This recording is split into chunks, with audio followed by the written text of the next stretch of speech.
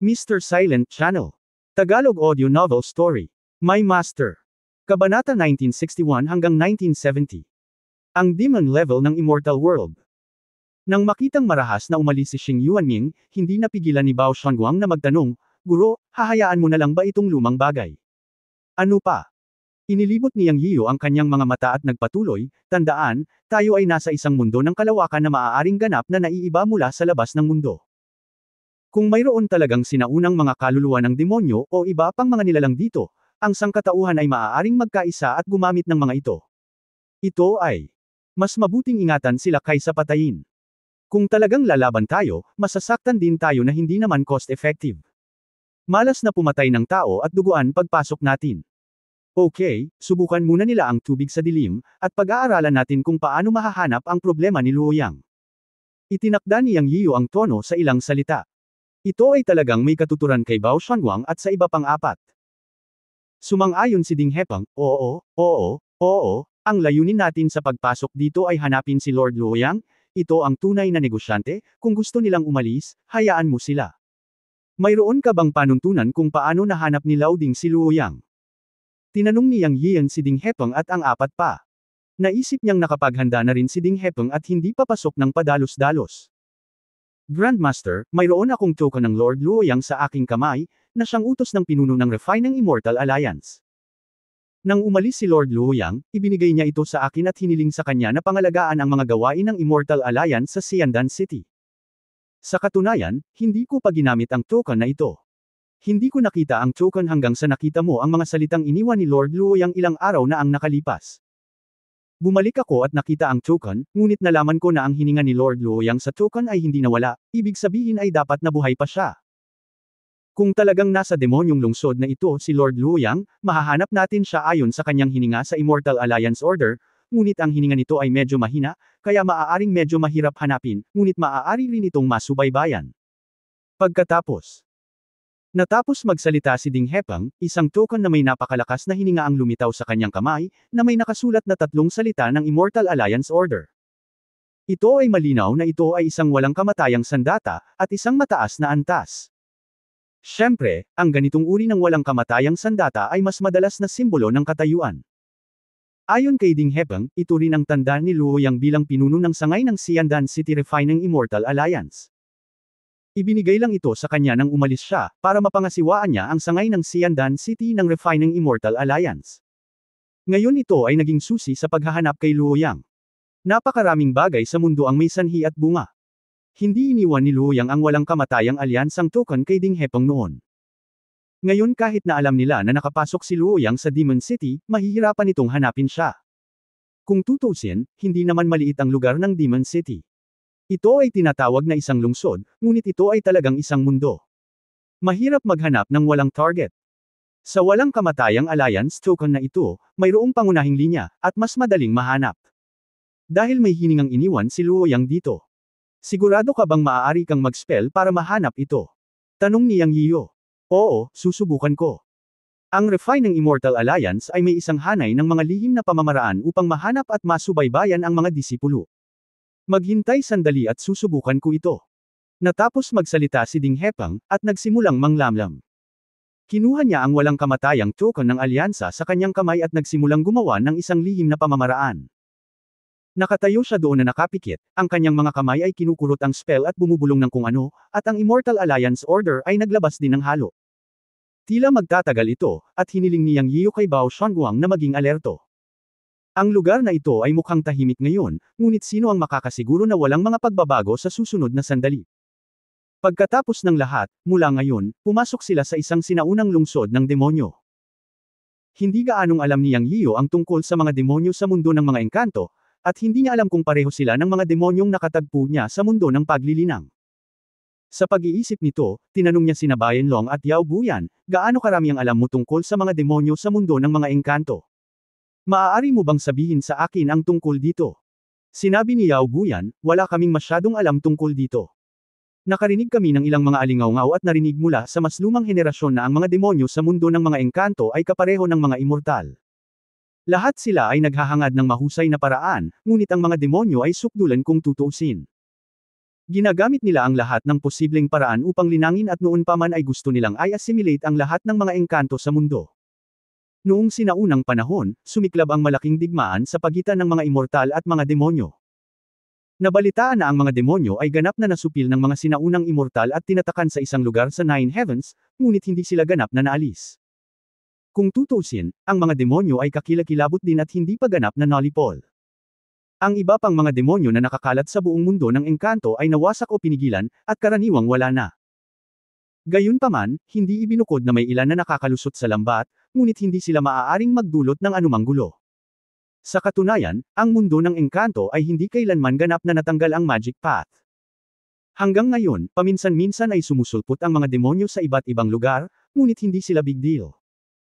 Hanggat lumitaw ang mga demonyo sa isang lugar, sila ay mapapawi at masusupol sa unang pagkakataon. Ang mga nagsasaka ng demonyo ay tao rin, at sila rin ay binubuo ng mga halimaw at iba pang lahi. Ang mga immortal ay tinatawag na bumagsak o sinapian ng mga demonyo. Mayroong dalawang halatang pagkakaiba sa kanila. Ang isa ay ang voluntaryong pagsasanay sa magic path. Ang ganitong uri ay tinatawag na magsasaka ng demonyo. What they pursue is the power of the magic path, and seeking guidance is also the great path of the demon clan.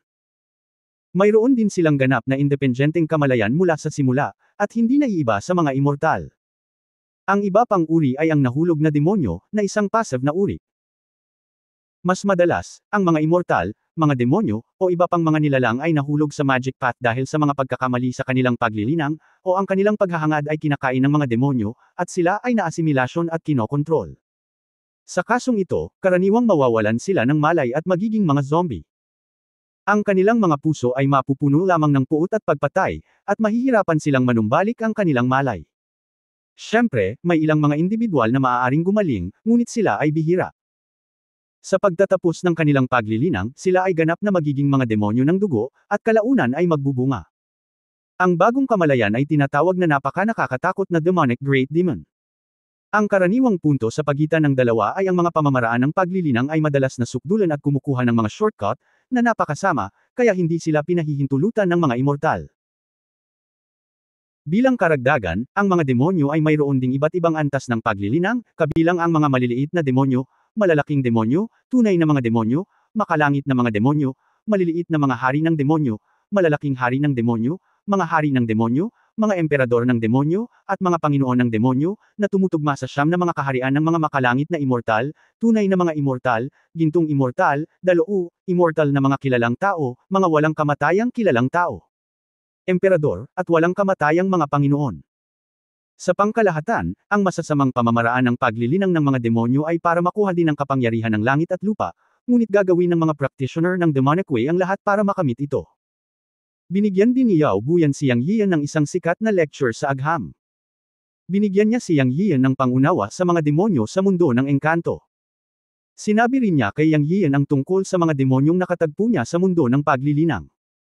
Ang sagot ni Yao Buyan ay iisa ang kanilang ninuno, ngunit ang mga demonyo sa ibabang mundo ay may iba't ibang lakas.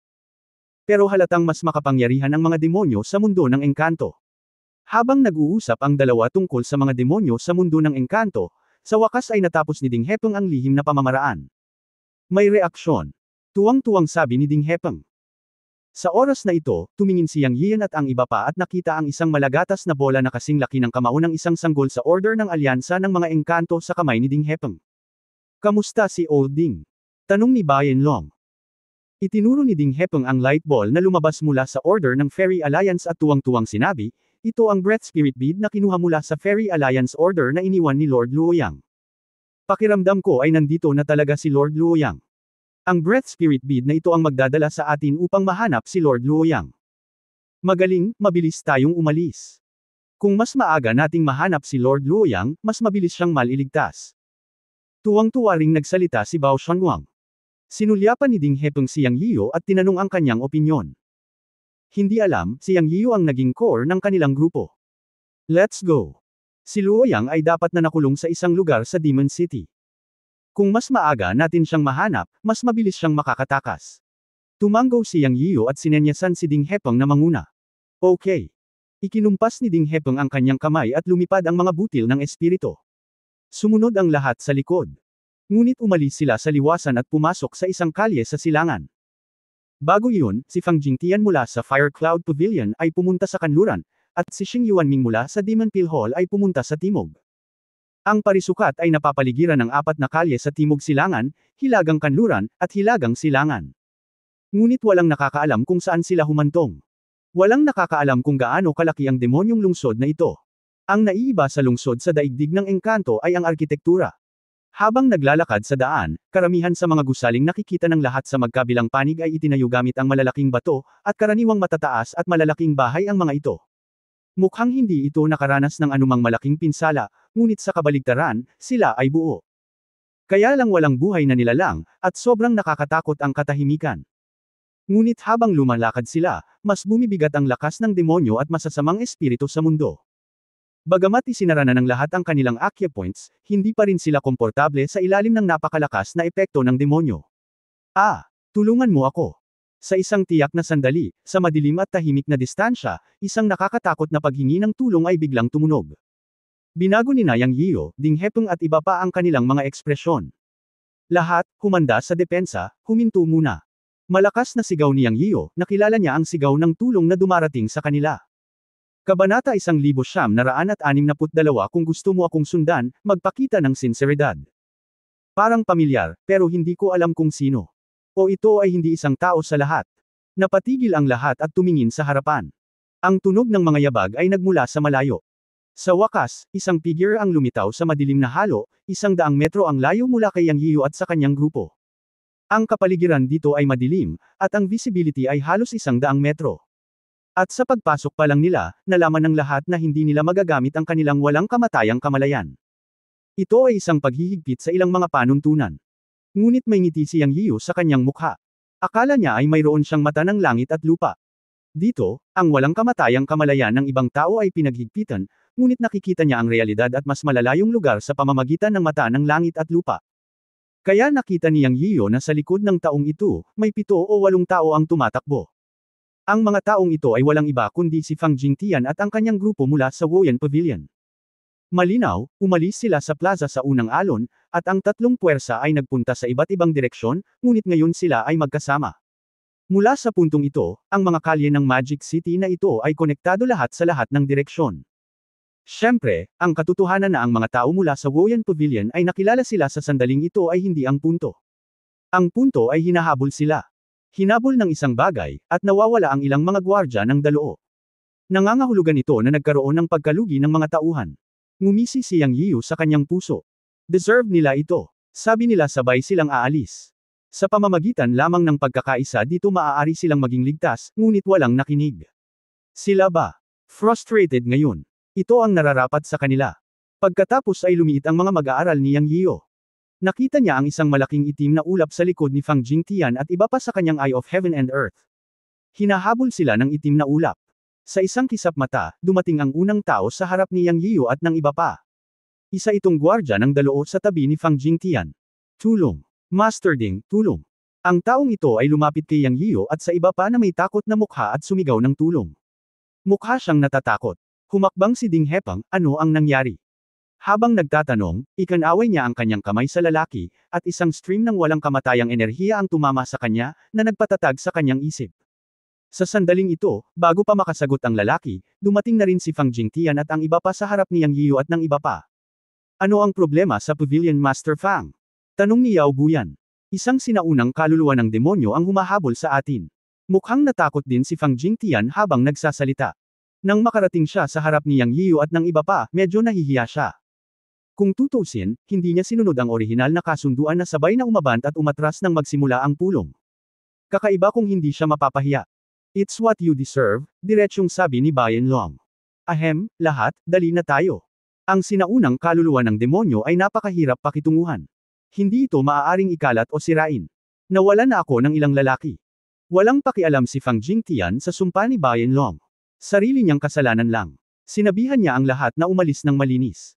Natatakot akong hindi tayo makaalis, kinusap ni Yang Yiyo ang kanyang mga mata at nagsalita. Kanina pa niya pinagmamasdan ang paligid.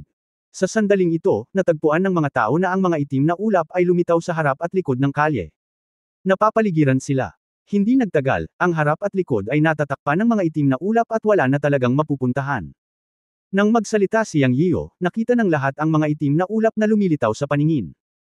O ito ay hindi isang itim na ulap, ngunit isang malakas na aura ng demonyo. Sa isang kisap mata, nawala ang malademonyong aura sa magkabilang dulo ng kalye. Walang umiral. Parang hindi man lang nagpakita. Bagamat nagalit si Ding Hepeng kay Fang Jingtian, alam niyang hindi siya mapakali sa sandaling ito. Ito ay hindi ganoon kasimple para sa demonyong enerhiya na kalalabas lamang na nawala sa manipis na hangin. Ang mga tao ni Fang Jingtian ay nakaranas nito, at sila lamang ang nakakaunawa sa sitwasyon. Siya. Kailangan pang magtanong ng malinaw. Ano ang nangyayari sa Pavilion Master Fang? Tanong ni Ding Hepeng. Napabuntong hininga si Fang Jingtian, "Oy, pagkaalis namin at paglalakad ng halos 1 kilometro, nakatagpo kami ng gumugulong na demonyong enerhiya. Noong una, hindi namin pinansin at dirdiretsong sumugod. Dahil dito, biglang kumaibot ang isa sa mga tauhan ko at naging tuyong lalaki sa isang iglap, na parabang natuyo siya ng kung ano. Nang maglaon, nalaman ko na ito ay isang figure ng tao, o isang sinaunang kaluluwa ng demonyo. Ito ay lubhang kakaiba. Maaari silang mag-transform sa demonyong enerhiya at magtago sa demonyong enerhiya. Ang mga pag-atake ay ganap na hindi epektibo. Ang pagtama sa katawan ay magiging bola lamang ng demonyong enerhiya at muling mag-condense sa hugis. Ang kakilakilabot na bagay ay nabagaman sila ay mawawala ng hindi nakikita, tulad ng nakatagong hangin. Kahit na ang demonyong enerhiya na nakikita ng lahat ngayon ay naglaho, ang mga sinaunang demonyong kaluluwang iyon ay maaaring lumalapit sa atin. Fang Jingtian, matagal ka nang nag-uusap at nagdulot ng gulo sa amin. Saan ka nagpunta? Huwag mo kaming guluhin. Malakas na pagmumura ni Bao Shanguang. Mapait na ngumiti si Fang Jingtian at sabi, "Master Bao, hindi ko alam na pupunta ka sa direksyong ito." Master Fang, paano mo matitiyak na ito ay isang sinaunang kaluluwang demonyo at hindi ibang nilalang? Tinanong ni Yang Yiyo ang pangunahing tanong. Pangil. Nakikita ni Jingtian na sa mga tao sa Refining Immortal Alliance, si Yang Yiyo ang pangunahing figure, kaya hindi niya naisip na magtanong kay Yang Yiyo. Sumagot siya, kasamang Dawis Tiang, nabasa ko na rin ang mga class eco tungkol sa ilan sa mga sitwasyon sa Demon City. Alam ko na ang nakatagpo namin ay isang sinaunang kaluluwa ng demonyo, ngunit ang antas ay hindi masyadong mataas. Ito ay dapat na ang pinakamababang antas ng maliliit na kaluluwa ng demonyo. Gayunpaman, ito ay masyadong kakaiba at hindi maaaring patayin o alisin. Matapos tumanggo si Yang Yiyo para kumpirmahin, nagsimula siyang magtanong sa God Demon Bird. Ayon kay Fang Jingtian, hindi ang mga sinaunang demonyong kaluluwang ito ay napakalakas, ngunit walang paraan upang maalis ang mga ito. Ayon kay Fang Jingtian, ang mga sinaunang demonyong kaluluwang ito ay may dalawang mahihirap na katangian. Ang una ay maaari silang magkaroon ng katulad na paraan ng invisibility. Ang pangalawa ay na pagkatapos na magkalat, sila ay nagiging demonyong enerhiya at maaaring makondensed muli. Parang walang kahinaan. Ngunit naisip ni Yang Yiyo na ang anumang nilalang ay may mga kahinaan, maging ang mga sinaunang kaluluwa ng demonyo ay walang pagbubukod. Ang susi ay kung mahahanap mo ang tamang paraan. Ang God and Demon Bird ay may kaalaman at maaaring may solusyon, kaya kailangan niyang tanungin ang Diyos at Demon Bird. Uwak, itigil mo na ang pagpapanggap na patay na. Ano sa palagay mo ang mga sinaunang kaluluwa ng demonyo? Tinanong ni Yang Yiyan ang Diyos at Demon Bird na nakasquat sa kanyang balikat. Anong magagawa ko? Sinabi ko sa iyo, isang mahina, huwag kang magulo, ngunit hindi ka nakinig. Karapat-dapat ka sa pagtama ng bakal na pader. Ang Diyos at Demon na ibon ay hindi magalang, at ang paghahatid ng boses ay isang sumpa lamang. Iyong mixed-haired bird, sabi mo mataba ka at humihingal ka. Seryosong tanong ko sa iyo. Sabihin mo sa akin, mayroon bang anumang paraan upang malutas ito? Gusto mo pa ba ng elixir sa hinaharap? Nahuli din ni Yang Yiyan ang ilan sa mga gawin ng Diyos at Demon Bird, tulad ng mga angkop na pagbabanta. Utang ko sa iyo, anak. Okay, may paraan, pero kailangan ko munang tingnan ang sitwasyon bago ako makahanap ng paraan para harapin ito. Sabi mo pumunta ka at subukan ng tubig, at makikita ko kung anong uri ng mga birtod ang mga sinaunang kaluluwang demonyo na ito. Pagdating sa mga elixir, bumaba ang integridad ng Diyos at Demon Bird. Iminungkahi na may pumunta at subukan ng tubig, at tingnan muna ang sitwasyon bago maghanap ng paraan upang harapin ang mga sinaunang kaluluwa ng demonyo.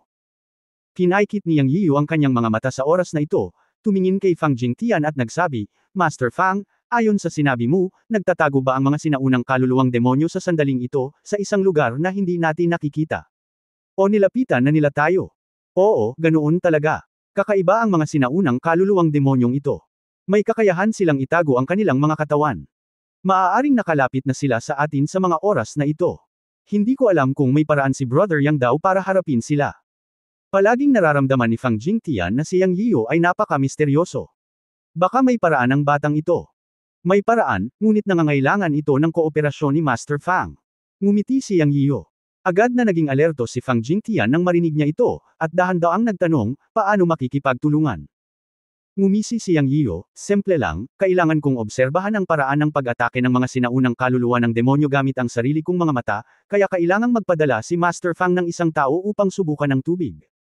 Yang Yiyo, ano ang ibig mong sabihin? Hayaan ang ating mga tao na mamatay.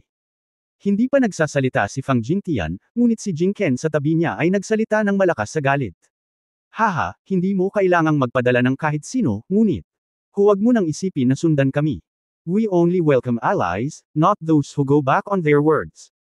Nung una kaming pumasok, napagkasunduan namin na sabay kaming Asenso at Atres. Gusto na ninyong umalis. How could you really think that the natural treasures here are so easy to find? Nahanap mo sila. Haha, ngayon mayroon akong paraan upang malutas ang krisis sa harap ko, at kailangan ko ng isang tao upang subukan ang tubig. Ayaw mo bang tumulong? Nais mo pa ring samantalahin, at hayaan ang lahat ng magagandang bagay sa mundo ay ibigay sa iyo. Kung gusto mong mabuhay, magpadala ng isang tao upang subukan ang tubig, kung hindi man ay huwag magsalita ng walang kaparirikan. Sa wakas ay naghintay si Yang Yiyo ng pagkakataong magmura, at sumumpa ng walang pag-aalinlangan. Binigyan din niya ng kondisyon, kung gusto mo akong sundan, magpakita ka ng sinseridad, kung hindi ay lumabas ka. Ikaw, nanginginig si Jing Ken sa galit, ngunit hindi niya mapabulaanan ang mga salita ni Yang Yiyo. Okay, pumayag ako. Sa oras na ito, tumingin si Fang Jingtian kay Yang Yiyo at sumang-ayon sa nagngangalit na mga ngipin, at pagkatapos ay sinabi sa isang mataas na bantay na daloo sa tabi niya, sige at subukan mo ito. Nanginag ang buong gwardya na nagngangalang nang marinig niya ang pangalan ni Fang Jingtian, ngunit wala siyang magagawa dahil si Fang Jingtian ang pavilion master, kaya sumunod na lamang siya. Oo, pupunta ako kaagad. Nang matapos magsalita ang gwardya na si diretso siyang naglakad patungo sa lugar kung saan nawala ang lakas ng demonyo. Kabanata 1963, maaaring hindi ang sinaunang immortal na naglibing sa Demon City. Sa oras na ito, ang mga mata ni Yang Yiyo ay nasa bantay na si Fang Jingtian. May bahagyang pagbabago bago sa kanyang mga mata, ngunit pagkatapos ay kumislap ito, puno ng determinasyon. Alam niyang malamang na mamatay ang gwardya. Ngunit may mga bagay na kailangang gawin ng isang tao. Hindi sa malupit siya, isang salita ay maaaring magbaon sa buhay ng bantay, ngunit sa batas ng gubat ng daigdig ng diwata kung saan ang mahina ay biktima ng malalakas at iginagalang ang malalakas, kung hindi niya ito papatayin, siya na iyon. Bagamat siya, hindi niya hiniling ang gwardya na lumabas at mag-test, ngunit siya talaga iyon. Kung ikukumpara, mas mabuting mamatay kaysa mamatay para sa kanyang sariling bayan. Anyway, okay lang kung hindi galing sa refine ng Immortal Alliance. Ito rin ang presyong kailangan nilang bayaran para sa Woyan Pavilion. Ang paggawa ng mali ay kailangang magbayad ng halaga, at ngayon ay binabayaran lang ni Fang Jingtian ang naunang desisyon. Ngunit muli, kung ang sakripisyo ng gwardya na ito ay makapagbibigay daan sa Diyos Demon Bird na makahanap ng paraan upang harapin ang sinaunang kaluluwa ng demonyo, sulit ito. Sa oras na ito, ang mga mata ng lahat ay nakatuon sa bantay ng Woyan Pavilion. Ayon kay Fang Jingtian, ang mga sinaunang demonyong kaluluwang iyon ay tiyak na nagtago sa kanilang sarili, sa tabi nila. Kung hindi sila makahanap ng solusyon, mahihirapan silang makapasa sa antas na ito. Alam na alam ni Yang Yiyo kung aling panig ang dapat ubusin sa oras na ito. Anyway, hindi niya isasaalang-alang ang mga tao ng refine ng Immortal Alliance. Dahil may plano si Fang Jingtian, sisirain niya ang kanyang plano. Galit na galit si Jing Ken kay Yang Yiyo, ngunit hindi pinansin ni Yang Yiyo. Ang bastos na diwata, ikaw ang unang naging malupit.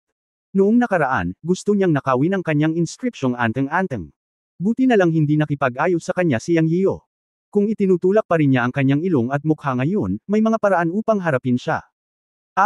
Isang nakakatakot na hiyaw ang bumalot sa kalangitan. Tumingin ng mabuti si Yang Yiyo at nakita niya na ang bantay ni Fang Jingtian ay huminto at sumigaw pagkatapos maglakad ng mahigit 50 metro. Wala kang makikita sa iyong mga mata, ngunit makikita mo na ang bantay ay umaatake sa hangin. Nakita ng lahat ng naruroon ang kakaibang eksenang ito. Alam ng lahat na may natama ng gwardya, ngunit hindi nila ito makita. Anong nangyayari? Oo, parang may something. Bulong ng ilang gwardya ng Lianzhou Xianmeng, at medyo nahihiya ito. Pagkatapos ng lahat, ang mga tao ay may likas na takot sa hindi kilalang mga bagay. Iyon ay ang sinaunang kaluluwa ng demonyo. Ito ay mukhang isang tao, ngunit ito ay nasa estado ng isang kaluluwang demonyo. Kapag umatake ito sa loob ng 10 metro, ito ay makikita. Ngayon ay wala nang makikita. Sabi ni Fang Jingtian. Nakita ito ni Yang Yiyo. Sa kanyang tiyankun ay, nakita nga niya na tila maraming tao ang kumukubkob sa bantay ni Fang Jingtian. Hindi malinaw kung sino sila, dahil lahat sila ay may grupo ng demonyong enerhiya sa kanila. Medyo malabo ito, at may hindi bababa sa higit sa 10 tao. Nagsimulang duguan ng guard. Iligtas mo ako. Sumigaw siya, sinusubukang tumakbo pabalik, ngunit nasagasaan siya ng sinaunang kaluluwa ng demonyo at hindi makagalaw. Tulad ng sinabi ni Fang Jingtian dati, ang mga sinaunang kaluluwang demonyong ito ay talagang hindi natatakot na tamaan, at ang ganting pag-atake ng gwardya ay hindi sila nasaktan. Kung tutuusin, ito ay isang pag-atake ng daloo, at madalas pagkatapos ng isang welga, isang putok lamang ng itim na usok ang lilito, at pagkatapos ay ito ay muling mamumuo, o ito ay tatagos sa katawan ng kaluluwa ng demonyo, at ang kalaban ay hindi makakaramdam ng anumang sakit. Sumipsip din si Yang Yiyo ng malamig na hangin nang makita niya ito. Sa katunayan, ang mga demonyong kaluluwang ito ay tila hindi masyadong makapangyarihan, ngunit lahat sila ay napakahirap pakitunguhan. Sinasabing ang sinumang nabubuhay na nilalang ay magiging napakarupok pagkatapos na maging isang espiritong estado, ngunit tila ang mga kaluluwang ito ng demonyo ay hindi maaaring ikalat, at maaari silang mag-condense pagkatapos nilang maghiwa-hiwalay. Pagkatapos ay tinanong ni Yang Yiyo ang Diyos at demonyong ibon, nakita mo ba ito ng malinaw? Mayroon ka bang anumang paraan upang harapin ito? Siyempre, ako ang number 1 god and demon bird in the 3 realms. Iilang maliliit na demonyong kaluluwa lang. Hindi big deal. Pero para sa akin ito. Para kayong mga mahihinang manok, hehe, hindi madaling pakisamahan. Kahit na ang mga ito ay maliliit na kaluluwa ng demonyo, sila ay mga kaluluwa ng demonyo mula pa noong unang panahon. Sa mahabang ilog ng kasaysayan, hindi lamang sila naglaho, ngunit sumailalim sa mga mutasayon.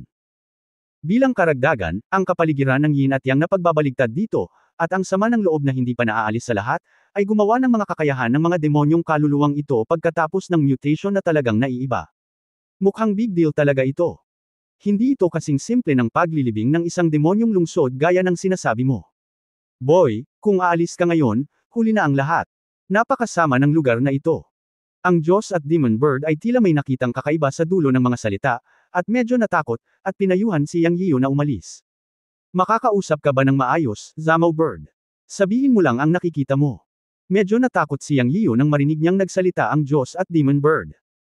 Ang Diyos at ibong demonyo ay same time na nagsabi, ayon sa iyong pahayag, ang lugar na ito ay inilibing ng mga sinaunang immortal upang sugpuin ang mga demonyo, tama ba? Medyo nalito si Yang Yiyo, ngunit narinig niya ang pahayag ni Ding Heptong na ito ang nangyari, at ito ay naitala sa mga sinaunang aklat. Oo, anong problema? Nagtatakang sabi ni Yang Yiyo. Sinabi ng Diyos at demonyong ibon, may napakalaking problema. Kung hindi ako mali, o kung hindi ako mali, ang lungsod na ito ay hindi. Kung ang may halong buhok na ibon ay hindi isang sinaunang immortal, maaaring ito ay isang demonyo. Hindi, ibig mong sabihin. Nang inag ang buong katawan ni Yang Yiyo nang sabihin niya ito. Sa katunayan, kung ang demonyong lungsod na ito ay hindi inilibing ng isang sinaunang immortal, kung gayon ito ay dapat na isang demonyo. Ang ideyang ito ang pumasok sa isip niya at natakot siya. Isang kidlat ng kidlat ang dumaan sa kanyang isipan, at pagkatapos ay tumingin si Yang Yiyo sa banal na ibong demonyo. Sinabi ng banal na demonyong ibon, makinig kang mabuti, mahina, ang tinatawag na mga sinaunang talaan ay isinulat lamang ng mga tao, at ang mga ito ay hindi kinakailangang tunay na mga talaan. Marahil ang demonyong lungsod na ito ay talagang inilibing ng isang sinaunang immortal, ngunit hindi ito nangangahulugan na ang sinaunang immortal ay may iba pang pagkakakilanlan, tulad ng pagkakakilanlan ng isang demonyo. Maingat kung naramdaman ang espasyo ng langit at lupa dito at medyo nalito sa simula. Naramdaman kong may mali. Ngayong nakikita ang mga sinaunang demonyong kaluluwa, medyo mahirap isipin. Upang maging tumpak, ito ay isang lungsod ng sakripisyo. Ang sakripisyo ng mundo ng demonyong lungsod ay talagang isang malaking bagay. Natatakot ako na ito ay lumampas sa kapasidad ng lupa. Nagsakripisyo. Mayroong hindi bababa sa 10-10 milyong mga demonyo sa isang mundo ng lungsod ng demonyo. Kung sasabihin mong sakripisyo, pagkatapos ay sakripisyo. Sa kasong ito, gusto mo bang buhayin ang ilang demonyong Diyos? O gusto mo bang magpatawag ng demonyong Diyos? Anyway, tiyak na hindi ito ang antas na maaaring magkaroon ng mundo ng engkanto. Ang problema dito ay talagang medyo komplikado. Sabi ko mahinang manok, kung wala namang seryoso, I suggest umalis ka ng mabilis at huwag kang makisali dyan. Kung ito ay totoo, maaaring mayroong isang demonyong Diyos dito, kung gayon ito ay magiging napakasaya. Ang mga salita ng Diyos at Demon Bird ay tila madali, ngunit si Yang Yiu ay nakaramdam ng labis na pagkabalisa sa tono nito. Gayunpaman, naisip niya na hindi ito dapat maging seryoso. Kaunti na lang ang maliliit na kaluluwa ng demonyo dito ngayon. Anyway, ang layunin niya ay hanapin si Luo Yang. Dahil pumunta siya dito, imposibleng umalis siya ng ganito. Hanggat, habang hinahanap niya si Luo Yang, aalis siya. Ito ang pinakahuling linya. Kung meron talagang Diyos o demonyo na sinabi ng Diyos at Demon Bird, magtatago lang siya. At saka, hindi siya masyadong malas, at kung talagang may mga Diyos at demonyo, matagal na silang ipinanganak. Huwag kang magsalita ng walang kaparirikan, aalis ako kapag nahanap ko na si Luo Yang. Ngayon sabihin mo sa akin kung paano haharapin ang mga sinaunang demonyong kaluluwang iyon. Si Yang Yiu ay naiinip. Ang mga mahihinang manok ay hindi nakikinig sa aking payo, at sa lalong madaling panahon sila ay magdurusa ng malaking kawalan. Ang Diyos at Demon Bird ay nagmura, at pagkatapos ay nagsabi, ang mga demonyong kaluluwa ay talagang makapangyarihan, ngunit sila ay may mga kahinaan. Ang kapaligiran dito ay isang baligtad na sobrang yin na espasyo, na nangangahulugan na ang mga katangian ng sinaunang mga kaluluwa ng demonyo ay mahalagang yin. Dinaig niyang si Yin, naiintindihan mo ba? Karamihan sa inyo ay mga alchemist, at magaling kayong maglaro ng apoy. Maaari mong pigilan ito sa pamamagitan ng paggamit ng kapangyarihan ng apoy. Siyempre, hindi sapat na umasa sa pagsunog sa apoy upang harapin ang mga sinaunang kaluluwa ng demonyo, dahil ang mga sinaunang kaluluwa ng demonyo ay ang mga virtual na katawan ng kaluluwa, kaya kailangan din ng apoy ang kapangyarihan ng kaluluwa. Yun ay, ang kapangyarihan ng immortal na kaluluwa, gamit ang apoy upang himukin ang immortal na kaluluwa upang hayaang masunog ang kapangyarihan ng immortal na kaluluwa, upang ang mga sinaunang kaluluwa ng demonyo ay mapuksa. Siyempre, ang paggawa nito ay tiyak na uubusin ang kapangyarihan ng immortal na kaluluwa at may kapalit, ngunit ito lang ang tanging paraan, magagawa mo ito. Hindi na nagsalita ang Diyos at demonyong ibon. Ang solusyon ay ibinigay kay Yang Yian, at nasa kanya ang desisyon kung gagamitin ito o hindi. Totoo na ang paggawa nito ay makakaubos ng maraming enerhiya mula sa immortal na kaluluwa. Ngunit walang ibang paraan. Sa isang kisap mata, ang bantay ni Fang Jingtian ay naging isang mummy sa harap ng mga mata ng lahat, at ganap na naubos ang kanyang dugo at kaluluwa ng sinaunang kaluluwa ng demonyo. Si Fang Jingtian ay walang pakialam dito at hindi pumunta para iligtas siya. Kabanata 1964, Kakulangan ng Kanyan Kunpei. Naiinis si Yang Yiu kay Fang Jingtian, ngunit hindi siya kumilos, dahil si Fang Jingtian mismo ay hindi pumunta upang iligtas siya, at siya, isang tagalabas, ay hindi rin gagawin iyon. Walang magawa siyang pinagmamasdan habang nilalamon ng sinaunang kaluluwa ng demonyo ang gwardya at naging mummy. Pagkatapos ay huminga ng malalim si Yang Yiu at sinabi, alalahanin ng lahat na ang tanging paraan upang makitungo sa sinaunang kaluluwa ng demonyo ay ang paggamit ng apoy upang pasiglahin ang kapangyarihan ng immortal na kaluluwa. Sa pamamagitan lamang ng pagsunog ng kapangyarihan ng immortal na kaluluwa masisira ang kaluluwa ng demonyo. Kung hindi, ang ibang mga pamamaraan ay magiging walang silbi. Ngayon lahat ay sumugod na lamang, at hindi na kailangan pang makisali sa mga kaluluwang ito. Ang mga salita ni Yang Yiu ay para kay Ding Hepeng at sa iba pa, at syempre para sa mga tao ng Wuyan Pavilion. Kung maniniwala man si Fang Jingtian o hindi, nasa kanya na iyon. Anyway, naniniwala siya sa paraan na sinabi ng God Demon Bird. Pagkatapos niyang magsalita, si Ding Hepeng at ang iba ay natural na naniwala sa kanya, ngunit si Fang Jingtian ay nagpakita ng pag-aalinlangan sa kanyang mukha. Gayunpaman, sa oras na ito, hindi pa rin niya maiwasang sabihin, talaga bang magagawa ang paraan na sinabi mo ni Brother Yang? Nasa iyo kung maniniwala ka o hindi. Malumanay na sinabi ni Yang Yiu, at pagkatapos ay sinabi kay Ding Hepeng at sa iba pa, tandaan ng lahat na gamitin ang paraan na sinabi ko upang harapin ang mga sinaunang kaluluwa ng demonyo, sumugod at subukang huwag tumigil, tandaan na tulungan ang isa't isa, hindi natin alam kung gaano karaming mga sinaunang kaluluwa ng demonyo ang mayroon, kaya maaari lamang nating harapin ang mga paghihirap ng magkasama. Pagkatapos magsalita, sinenyasan ni Yang Yiu si Ding Hepeng na manguna, o sundin ang patnubay ng Breath Spirit Beads ni Luo Yang sa Immortal Alliance Order, pagkatapos ng lahat, ang layunin ng lahat ay hanapin si Luo Yang. Ito. Sinenyasan din sina Bao Shanguang, Bayan Long, Yao Buyan at ang tatlo pa na sumunod sa likuran, upang ang lahat ay mabuo at mas mahusay na harapin ang ilang mga emergency. Para naman kay Fang Jingtian at sa iba pa mula sa Wuyan Pavilion, hindi ito pinansin ni Yang Yiu. Gayunpaman, ang matandang Zoro na ito ay hindi pipiliing maniwala sa kanya, o palagi siyang may iba pang masalimuot na iniisip sa kanyang puso, kaya hindi niya ito isasaalang-alang pansamantala. Pumunta ka. Sa isang utos, sinamahan ni Yang Yiu sina Zexang at Ding Hepang, at silang tatlo ang nanguna at direktang sumugod. Ang kaayusan ni Yang Yiu ay agad na nanalo sa pabor ng 10 gwardya na pinamumunuan ni Jin Gui ng Lianzhou Xianmeng. Pagkatapos ng lahat, ito ay isang uri ng proteksyon mula kay Yang Yiu. Siya ay hindi kasing walang puso ni Fang Jingtian. Bagamat hindi isiniwalat ni Ding Hepang ang pagkakakilanlan ni Yang Yiu sa Lianzhou Xianmeng, inihayag din niya na siya ay isang alchemist. Dagdag pa rito, iginagalang ng 4 na master na sina Ding Hepang at Pingping si Yang Yiu habang nasa daan, kaya natural na nakita ng mga gwardya na ito na si Yang Yiu, ang bagong sumaling alchemist, ay may magandang katayuan. Sila iginagalang si Yang Yiu, at ngayon ay lalo pa nilang nirerespeto siya. Ang mga gwardya na ito ay hindi mga alchemist, ngunit mga gwardya lamang na naka-attach sa Lianzhou Xianmeng upang pagsilbihan ang mga alchemist na ito. Minsan talaga walang kwenta ang buhay nila, o wala silang dignidad sa mata ng malalakas. Dahil sa maliit na pag-aayos ni Yang Yiu, iginagalang sila ng mga gwardya, kaya't lalo silang nagpasalamat at nirespeto si Yang Yiu. Ito ay nagkakahalaga ng pagsunod sa gayong tao kahit na ito ay nagkakahalaga ng iyong buhay. Hindi nagtagal, pinangunahan ni Yang Yian ang kanyang mga tauhan sa katawan ng bantay ni Fang Jingtian. Umuungol. Sa isang iglap, nakarinig siya ng dagandong at nakita ang totoong mukha ng sinaunang kaluluwa ng demonyo. Hindi lang si Dingping at iba pa ang nakakita nito. Pareho lang ito sa nakita nila kanina, bawat isa sa kanila ay nasa anyong tao at natatakpan ng Dark Demon Energy. Ang mga sinaunang demonyong kaluluwang ito ay makikita lamang sa malapitan. Sisingilin. Sigaw ni Yang Yian, at ang Green Lotus Immortal Fire ay lumitaw sa kanyang isipan at pinakawala ng kapangyarihan ng immortal na kaluluwa upang masunog. Casual niyang nataman ang isang sinaunang kaluluwa ng demonyo na sumugod. Zizizi. Umuungol. Ang mainit na tunog ay narinig, at ang buong katawan ay pinasiklab ng Green Lotus Immortal Fire ni Yang Yian, at ito ay nagpakawala ng isang masakit na dagandong. Ang pag-atake na ito ay lampas sa inaasahan ni Yang Yian at ang epekto ay nakakagulat na mabuti. Sa katunayan, ang paraan na sinabi ng Diyos Demon Bird ay napaka-epektibo. Ang immortal na kaluluwa at ang apoy na magkasama ay epektibong makakasakit sa sinaunang kaluluwa ng demonyo.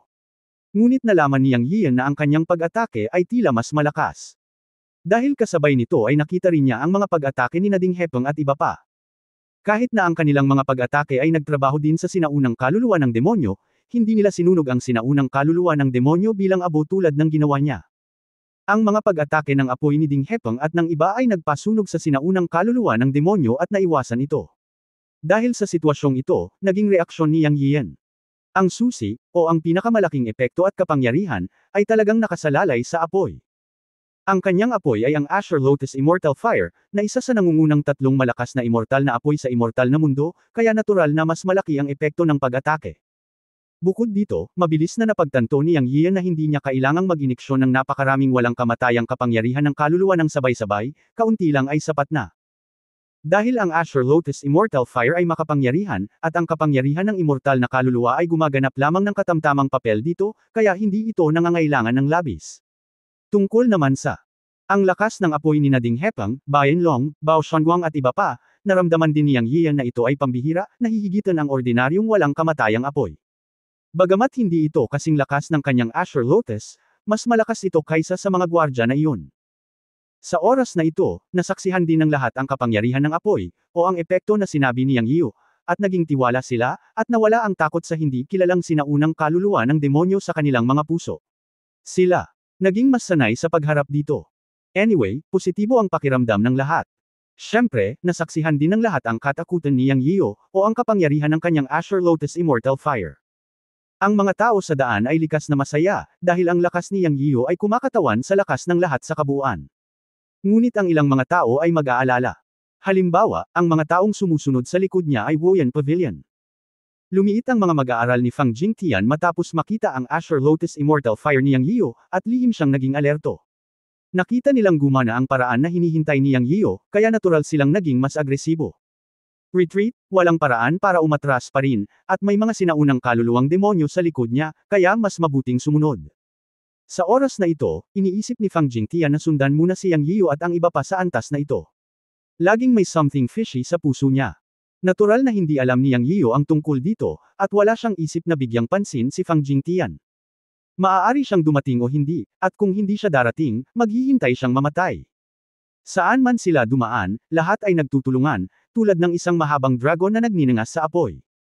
Sa tuwing lalapit ang sinaunang kaluluwa ng demonyo, ang nasunog na sanggol ay umuungal at outres. Kaya't si Ding Hepeng ay nagpatuloy sa pagtakbo pasulong na may hawak na Immortal Alliance Order at ang Magic Spirit Beads. Walang sino man sa buong Demon City ang nakakaalam kung gaano ito kalaki. Anyway, tumakbo ang lahat ng mahigit isang oras at nasa kalye pa rin. Sa isang tiyak na sandali, lumitaw ang isang malaking gate ng palasyo. Ito ay tumingin lubhang madilim at pakiramdam na ito ay hindi isang magandang lugar. Nagtakbuhan ang lahat hanggang sa harap ng tarangkahan ng palasyo na ito nang walang anumang pinsala. Maraming mga sinaunang demonyong kaluluwa ang lumitaw din, ngunit sa walang kamatayang apoy na nagninangas na depensa, ang mga sinaunang demonyong kaluluwa ay hindi makalapit sa kanila. Pero hinabol din sila hanggang sa dulo. Ngunit pagdating nila sa harap ng tarangkahan ng palasyong ito, maraming mga sinaunang demonyong kaluluwa ang lumitaw din, ngunit sa walang kamatayang apoy na nagninangas na depensa, ang mga sinaunang demonyong kaluluwa ay hindi makalapit sa kanila. Pero hinabol din sila hanggang sa dulo. Ngunit pagdating nila sa harap ng tarangkahan ng palasyong ito, ang mga sinaunang kaluluwang demonyo na umaatungal sa langit sa likuran nila ay biglang tumigil at naglaho. Subconsciously, tumigil din si Yang Yiyo. Wala na. Tumingin sa likod si Ding Hepeng, at nawala ang lahat ng sinaunang kaluluwa ng demonyo.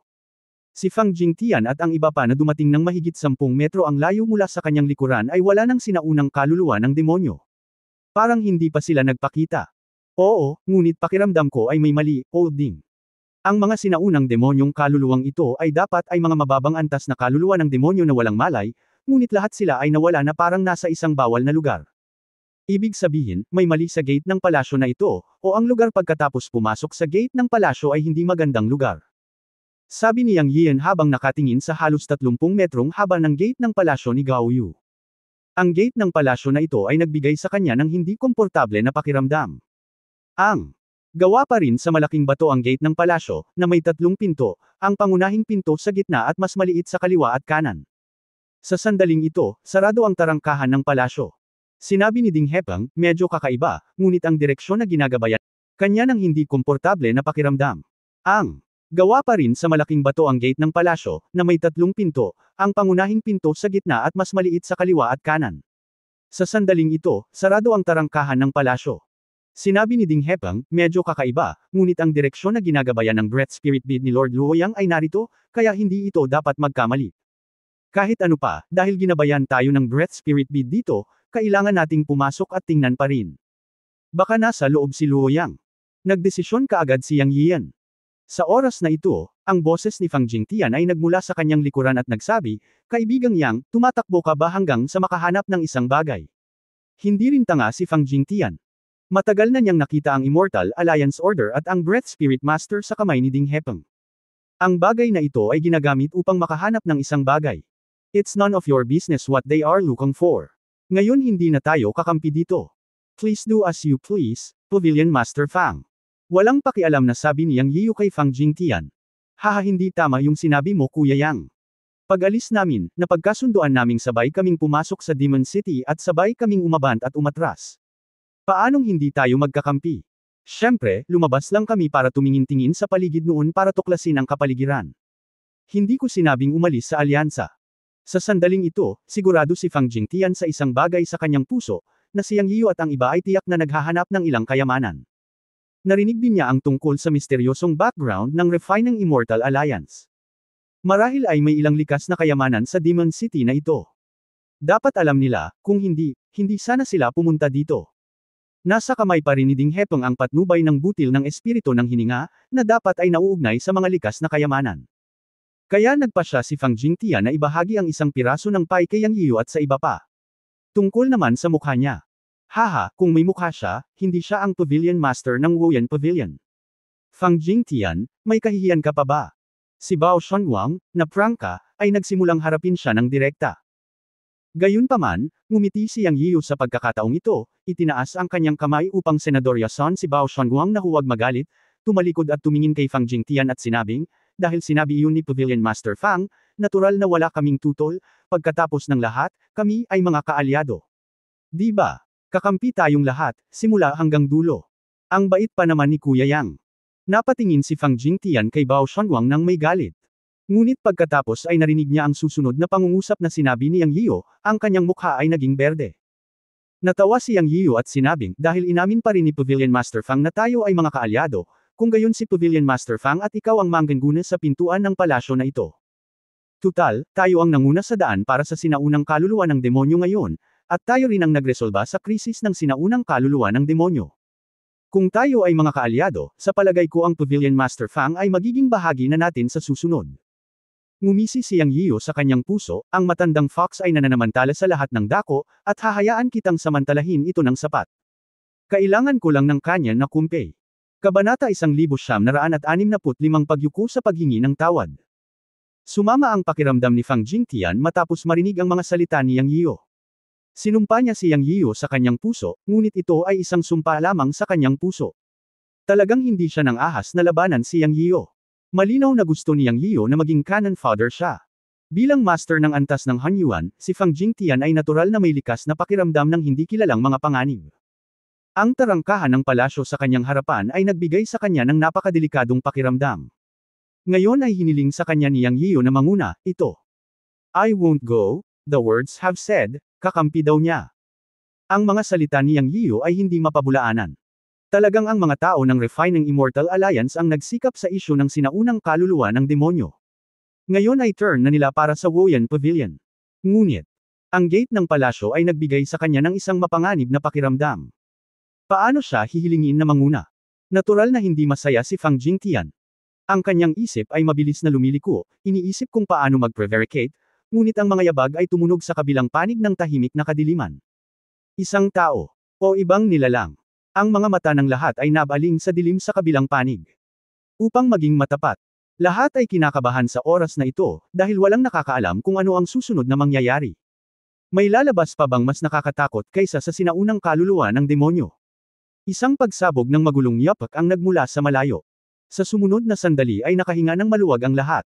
Dahil nakita nilang dumarating ang mga tao. O grupo ng mga tao. Ang mga taong ito ay walang iba kundi ang grupo ng mga tao mula sa Demon Pill Hall na pinamumunuan ni Xing Yuanming. Walang inaasahan na lilito si Xing Yuanming kasama ng kanyang mga tao sa oras na ito. Mas lalo silang nahiya. Ang koponan ng higit sa 10 tao ay mayroon na ngayong 6 na tao. Malinaw, higit sa kalahati sa kanila ang namatay. Pagdating nila sa harap ng lahat, muling nagtipon ang 3 puwersa. Sa sandaling ito, matagal nang nawala sa mukha ni Xing Yuanming ang dating kayabangan at kasiyahan, at napalitan ng mukha na puno ng alikabok at takot. Wow, sa wakas nahanap na rin kita. Ito ang unang pangungusap na sinabi ni Xing Yuanming nang lumapit siya. Tila pagkatapos na makita si Yang Yiyu at ang iba pa, isang bato sa kanyang puso ang tuluyang nahulog sa lupa. Si Bao Shanguang ay hindi magalang at tinuya siya. Haha, Xing Yuanming, napakahusay mo, bakit parang hinahabol ka ng mga multo ngayon, hahaha. Walang pakialam si Xing Yuanming sa panunuya ni Bao Shanguang sa oras na ito, o wala siya sa mood na makipagtalo kay Bao Shanguang, dahil talagang natakot siya sa kanyang karanasan. Siya ay halos tapos na. Nilaibat niya ang mahiwagang lungsod na ito, at karamihan sa kanyang mga tauhan ay nawala. Paanong hindi siya magpapanik? Sa halip, sinulyapan niya si Bao Shanguang at sinabing, Bao Shanguang, tama ka talaga, nakatagpo kami ng mga multo. Kumusta naman kayo? Nakatagpo ka ba ng mga kakilabot na nilalang? Sa pagkakataong ito, si Xing Yuanming ay parang isang takot na ibon. Pero naintindihan ng lahat ang sinabi niya. Ang matandang ito ay malamang na inatake ng sinaunang kaluluwa ng demonyo. Malas lang at hindi niya nakilala si Yang Yiyu kanina. Kung hindi, maaari niyang gamitin ang paraan ng apoy at immortal na kaluluwa upang mabawasan ang mga nasawi. Bagamat simple ang pamamaraang ito, kung hindi mo alam ang pamamaraan, maaari kang maubos hanggang mamatay ng sinaunang kaluluwa ng demonyo. Ang Demon Pill Hall na pinamumunuan ni Xing Yuanming ay mayroon na ngayong 6 na tao na natitira, na mabuti na. Ang nakatagpo mo ay isang sinaunang kaluluwa ng demonyo, kailangan mong gamitin ang paraan ng pagsunog sa immortal na kaluluwa ng walang kamatayang apoy upang saktan ang sinaunang kaluluwa ng demonyo, kung hindi, hehe. Tumawa si Bao Shanguang na may pagkamalaki. Ikaw. Nakita na ngayon ni Xing Yuanming na talagang walang nawawala sa Immortal Alliance, at maging ang mga tao mula sa Fire Cloud Pavilion ay hindi gaanong kulang. Sa oras na ito, lumingon ang mga mata ni Fang Jingtian at bigla siyang nagkaroon ng ideya. Hindi ba gusto ni Yang Yiyu na maging cannon fodder ang kanyang mga tao? Ngayong narito na si Xing Yuanming, maaari niyang ibahagi ang ilang pasanin sa kanya. Tumawa si Fang Jingtian at lumingon kay Xing Yuanming at sinabing, Fellow Daoist Xing, nararamdaman mo rin ang kakaiba at sindek ng demonyong lungsod na ito, tama ba? Tumango si Xing Yuanming na may malalim na damdamin. Ito ay hindi lamang nakakatakot, ito ay simpleng pervert. Nagpatuloy si Fang Jingtian na parang matandang Zorro, sa totoo lang, kung hindi ako sinuwerte sa pagkakataong ito at nakilala ko si Brother Yang kanina, mas marami pa sana akong nawalan. Ang resultang ito ay talagang resulta ng sama-samang pagsisikap ng lahat. Nakita mo na rin ang kakaiba ng Magic City na ito. Ngayon ay kailangan nating magsama-sama muli, upang malampasan natin ang mga paghihirap ng magkasama. Si Yang Yiyo at ang iba ay halos gustong samuka nang marinig nila ang matuwid na mga salita ni Fang Jingtian. Napakawalan Jia ng matandang ito. Kaya niyang sabihin ang mga walang hiyang salita ng buong kumpiyansa. Nakalimutan na ba niya ang ginawa niya? Siyempre, walang sinabi si Yang Yiyo, dahil alam niyang niloloko ni Fang Jingtian si Xing Yuanming. Sa kanyang puso, ang dalawang matandang ito ay hindi mabuting tao. Ngunit muli, niloloko ni Fang Jingtian si Xing Yuanming sa sandaling ito para lang maging kanyan. Masaya siyang makita ito. Hindi mahalaga. Sa isip ni Yang, hanggat may iligtas ang mga miyembro ng Immortal Alliance, ayos lang. Siya. Sinenyasan din si Bao Shanguang, na hindi napigil ang tumanggi, na huminto sa pagsasalita at panuuri na lamang ang pagganap ni Fang Jingtian. Sa paghusga sa kasalukuyang sitwasyon, si Fang Jingtian ay isang napakatusong matandang fox. Para naman kay Xing Yuanming, halos tulala siya sa harapan niya. Lalo na pagkatapos makaranas ng gulat si Xing Yuanming. Oo nga, patuloy na nanlinlang si Fang Jingtian, Master Xing, ngayon ay naayos na namin ang koponan at nagkaisa, gusto mo bang patuloy na sumama sa amin ngayon? Natuwa si Yang Yiyo nang marinig niya ito, parating na ang palabas. Sa oras na ito, si Xing Yuanming ay parang isang takot na ibon. Natural na alam niya na ang pagsali sa malaking koponan sa oras na ito ay ang pinakamahusay na pagpipilian. Nang nakinig sa tanong ni Fang Jingtian, hindi niya namamalaya na tumango at sinabing, "Siyempre, huwag mong isipin na iwanan kami. Haha, Lord Xing, ikaw na mismo ang umalis sa umpisa. Paano ba napakadali na sumali sa aming team ngayon? Pero, pwede kang bumalik kung gusto mo. Nakikita mo ba itong gate ng palasyo? Pumunta ka sa front line. Ito ang kondisyon para sumali ka ulit. Kung hindi, hindi ka namin gugustuhin." Oy, ang mahiwagang lungsod na ito ay puno ng hindi mabilang na sinaunang mga kaluluwa ng demonyo. Baka may ibang nilalang. Kailangan nating pumasok sa gate ng palasyo ngayon. Lord Xing, maaari mong timbangin ang mga kalamangan at kahinaan mo mismo. Nang magsalita si Fang Jingtian, hindi mapigilan ni Yang Yiyo na purihin ang makapal na balat ng matandang fox. Paano magkakaroon ng walang hiyang matandang bastard sa mundo? At gusto niyang sumali muli. Bakit hindi niya naisip na siya ang unang umalis sa team? Hindi napigilan ni Bao Shanguang ang pag-ungol at pagmumura. Ang iba ay tulalang tumingin din kay Fang Jingtian. Maging si Jingken Ferry, ang apprentice ni Fang Jingtian, ay bahagyang namula nang marinig niya ang kanyang master na nakikipag-usap kay Xing Yuanming. Makapal talaga ang balat ng kanyang amo. Gayunpaman, hindi alam ni Xing Yuanming sa oras na ito na sinabi ni Yang Yiyo kay Fang Jingtian ang mga kondisyon para sa pangunguna. Ngayon lang siya nakaranas ng takot at nais na muling sumama sa malaking koponan.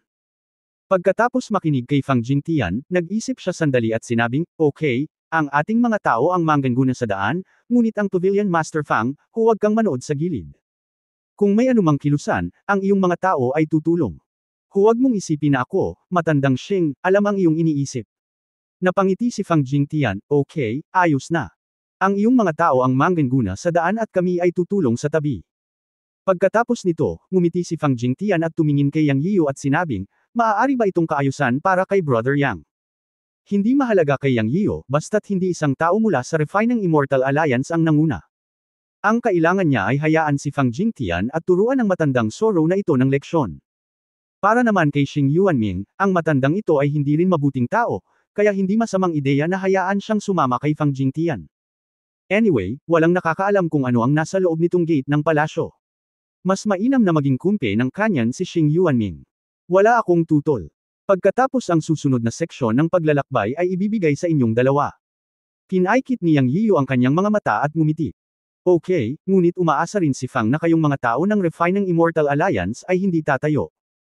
Kung may anumang pagbabago, maaari nating harapin ito ng sama-sama upang malampasan ang mga paghihirap. Kung hindi, gagawin din ni Fang. Dao Yuyang, naiintindihan mo ba? Bagamat hindi malinaw na sinabi ang pangungusap na ito, naunawaan ng lahat na sinadya ni Fang Jingtian na banta si Yang Yiyo. Hehe, ngumisi si Yang Yiyo, at pagkatapos ay biglang nagbago ang kanyang mukha at malamig na sinabi, "Matanda, tinatakot mo ba ako?" Sa lalong madaling panahon. Habang sinasabi niya ito, malakas ang aura ng kanyang buong katawan, at isang Silverlight ang kumislap sa kanyang kamay. Ang Dragon Slaying Sword ay nasa kanyang kamay, at ang berdeng Qinglian Immortal Fire ay nasa buong espada. Ang aura ay umabot sa sukdulan nito at direktang idiniin kay Fang Jingtian, na para bang papatayin niya ang isang tao kapag hindi siya sumasang-ayon sa kanya. Walang inaasahan na biglang ibaling ni Yang Yiyu ang kanyang mukha. Kung titignan ang aura ng buo niyang katawan, talagang handa siyang lumaban hanggang kamatayan. Para sa mga taong tulad ni Ding Hepang, anuman ang gawin ni Yang Yiyu sa sandaling ito, susuportahan nila siya ng walang kondisyon. Lahat sila ay naglalabas ng malalakas na aura sa paligid ni Yang Yiyu, at ang kanilang momentum ay parang bahaghari. Sa oras na ito, naging pangit ang mukha ni Fang Jingtian. Binyantaan niya si Yang Yiyu na susubukan siya, ngunit hindi niya inaasahan na ganoon kalakas ang reaksyon ni Yang Yiyu. Baka gusto niya talagang bumaling kay Yang Yiyu. Ito. Sa pagtingin sa bilang ng mga tao at sa distansya sa pagitan ng dalawang panig, at naramdaman ang aura na nagmumula kay Yang Yiyu, talagang nakaramdam ng takot si Fang Jingtian. Siya ay talagang nasa middle grade Hunyuan realm, at ito ay itinuturing na peak ng middle grade realm. Sa simula, wala siyang masyadong pakialam kina Yang Yiyu at Ding Hepang, sa pag-aakalang kayang kayanin ng kanyang middle grade peak na lakas ng Hunyuan ang lahat. Ngunit sa oras na ito, naramdaman niyang may mali. Ang aura ni Yang Yiyu sa tuktok ng Dalao Dayuan ay talagang maihahambing sa kanya. Naramdaman ang pamatay na hangarin na nagmumula kay Yang Yiyu na para bang ito ay nagkatotoo at bumabalot sa kanya, alam ni Fang Jingtian na ang batang ito ay hindi nagbibiro, at talagang papatayin niya ito. Makipag-away kay Yang Yiyu. Hindi ako sigurado, not to mention na ang mga taong tulad ni Ding Hepang ay pawang mga middle grade Hunyuan. Huminga ng malalim si Fang Jingtian at inamin ang kanyang pagkakamali. Saglit na tumigas ang kanyang mukha, at pinilit niyang ngumiti at sinabing, kasamang Dawis Tiang, huwag mo akong intindihin. Wala akong masamang intensyon. Mali ang nasabi ko. Paumanhin, huwag mo akong intindihin. Lumuhad ka at humingi ng tawad. Malamig na sabi ni Yang Yiyu, tinitigan si Fang Jingtian na may malamig na tono. Alam niyang kung hindi niya pipigilan ang kay-abangan ng matandang ito ngayon, baka magkagulo pa pagkapasok sa palasyo. Bukod dito, si Xing Yuanming ay isa ring bomba. Ang pagsupil kay Fang Jingtian ay pinapatay lang ang manok para takutin ang unggoy. Ang pagyuko at paghingi ng tawad ay lumabas sa bibig ni Yang Yiyu, at nawala ang ngiti sa mukha ni Fang Jingtian. Kabanata 1966, ang ambon sa likod ng pintuang daan ng palasyo. Para kay Fang Jingtian, ito ay isang insulto sa kanya. Nang makitang nagdilim kaagad ang mukha ni Yang Yiyu, sinabi niya, kasamang Dawis Tiang, ano ang ibig mong sabihin dito? Kinaikit ni Yang Yiyu ang kanyang mga mata at sinabing, hiniling ko sa iyo na yumuko at humingi ng tawad. Matapos lumabas ang pangungusap na ito, halos magkatotoo ang balak na pagpatay ni Yang Yiyu, at muli itong tumaas, na tinitigan si Fang Jingtian gamit ang kanyang mga mata. Ito ay parang isang ultimatum kay Fang Jingtian ng direkta. Gusto kong patayin ang iyong espiritu. Kung hindi ka humingi ng tawad, huwag mo akong sisihin sa pakikipaglaban sa iyo hanggang kamatayan. Nakita rin ni Fang Jingtian na determinado si Yang Yiyu na gamitin siya bilang kutsilyo, at walang puwang para sa pagmanyobra. Alam niya na kung hindi siya yuyuko kay Yang Yiyu sa oras na ito, talagang mahuhulog ang dalawang panig. Nakatitig kay Yang Yiyu ng tatlong hininga, huminga ng malalim si Fang Jingtian, at sa wakas ay yumuko kay Yang Yiyu, at sinabi sa mahinang boses, kasamang Dawis Tiang, pasensya na. Nakayuko. Iniyuko ni Fang Jingtian ang kanyang ulo. Maraming tao ang nakahinga ng maluwag sa sandaling ito, at nagulat din. Lalo na si Xing Yuanming, bilang isa sa mga dakilang tao sa Xiandan City, natural niyang kilala ang karakter ni Fang Jingtian. Hindi niya inaasahan na yuyuko si Fang Jingtian kay Yang Yiyu, isang junior. Ito ang unang pagkakataon sa kasaysayan. Matapos ang libu-libong taon sa Xiandan City, hindi pa nakita si Fang Jingtian na nakayuko sa sinuman. Ngayon ay yumuko siya sa isang junior tulad ni Yang Yiyu, na talagang ikinagulat ni Xing Yuanming. Sa sandaling ito din na nagkaroon ng maraming haka-haka si Xing Yuanming at kahit natakot kay Yang Yiyu. Dahil kilala niya talaga si Fang Jingtian, alam niya ang agwat sa pagitan nila. Ipinapakita nito na si Yang Yiyu ay isang tao na hindi kayang saktan ni Fang Jingtian. Kahit si Fang Jingtian ay hindi kayang saktan ang batang ito, kaya talagang may malaking problema ang batang ito. Sa sandaling ito, naisip din ni Xing Yuanming na dapat siyang lumayo kay Yang Yiyu. Ang batang ito ay maaaring tumalikod kay Fang Jingtian, kaya natural na siya ay maaaring tumalikod sa kanya. Yung iba naman, nanlaki ang mata. Hindi nila inaasahan na si Fang Jingtian ay kilala ni Ding Hepang, Bao Xuanguang at ng iba pang apat si Fang Jingtian. Akala nila ay hindi yuyuko si Fang Jingtian para humingi ng tawad kay Yang Yiyu, ngunit hindi nila inaasahan na hihingi ito ng tawad. Sa sandaling ito, si Ding Hepang at ang iba pang apat ay nakabantay laban kay Fang Jingtian. Ang gayong mayabang na tao ay maaaring yumuko ngayon at tanggapin ang tono na ito. Maaari mong isipin kung gaano kalalim ang kanyang tukana. Kaya't ang mga tao ng Lianzhou Xianmeng ay hindi lamang natuwa sa pagyuko ni Fang Jingtian, ngunit puno ng pag-aalala. Halatang may plano na si Fang Jingtian para kay Yang Yiyu mula ngayon. Kung makukuha ng matandang ito ang pagkakataon, tiyak na siya ang magbibigay sa iyo ng kutsilyo sa kritikal na sandali. Ang mga mukha ng mga tao sa paligid ni Fang Jingtian ay galit na galit, lalo na ang apprentice ni Fang Jingtian na si Jing Ken, na sa wakas ay hindi napigilan ang pagmumura kay Yang Yiyu. Yang Yiyu, sino ka sa tingin mo? Bakit humingi ng tawad sa iyo ang aking amo? Kinaikit ni Yang Yiyu ang kanyang mga mata at sumulyap kay Jing Ken, pagkatapos ay tumawa at sinabing, kung gusto mong mabuhay dito, kailangan mong yumuko sa akin. Ikaw naman, mas mabuting manahimik ka. Huwag mong isipin na hindi ako naglakas loob na saktan ka dahil lang sa babae ka. Huwag mong isipin na hindi ko alam na gusto mong kunin ang Dao's talisman sa katawan ko para sa huling insidente sa Ghost Mother Demon Tree. I haven't settled the account with you for this matter, kaya mas mabuting huwag mo akong guluhin. Tanungin ang iyong Panginoon na si Fang Jingtian kung kwalipikado ako. Ikaw. Galit na galit si Jing Ken at humakbang pasulong upang kumilos.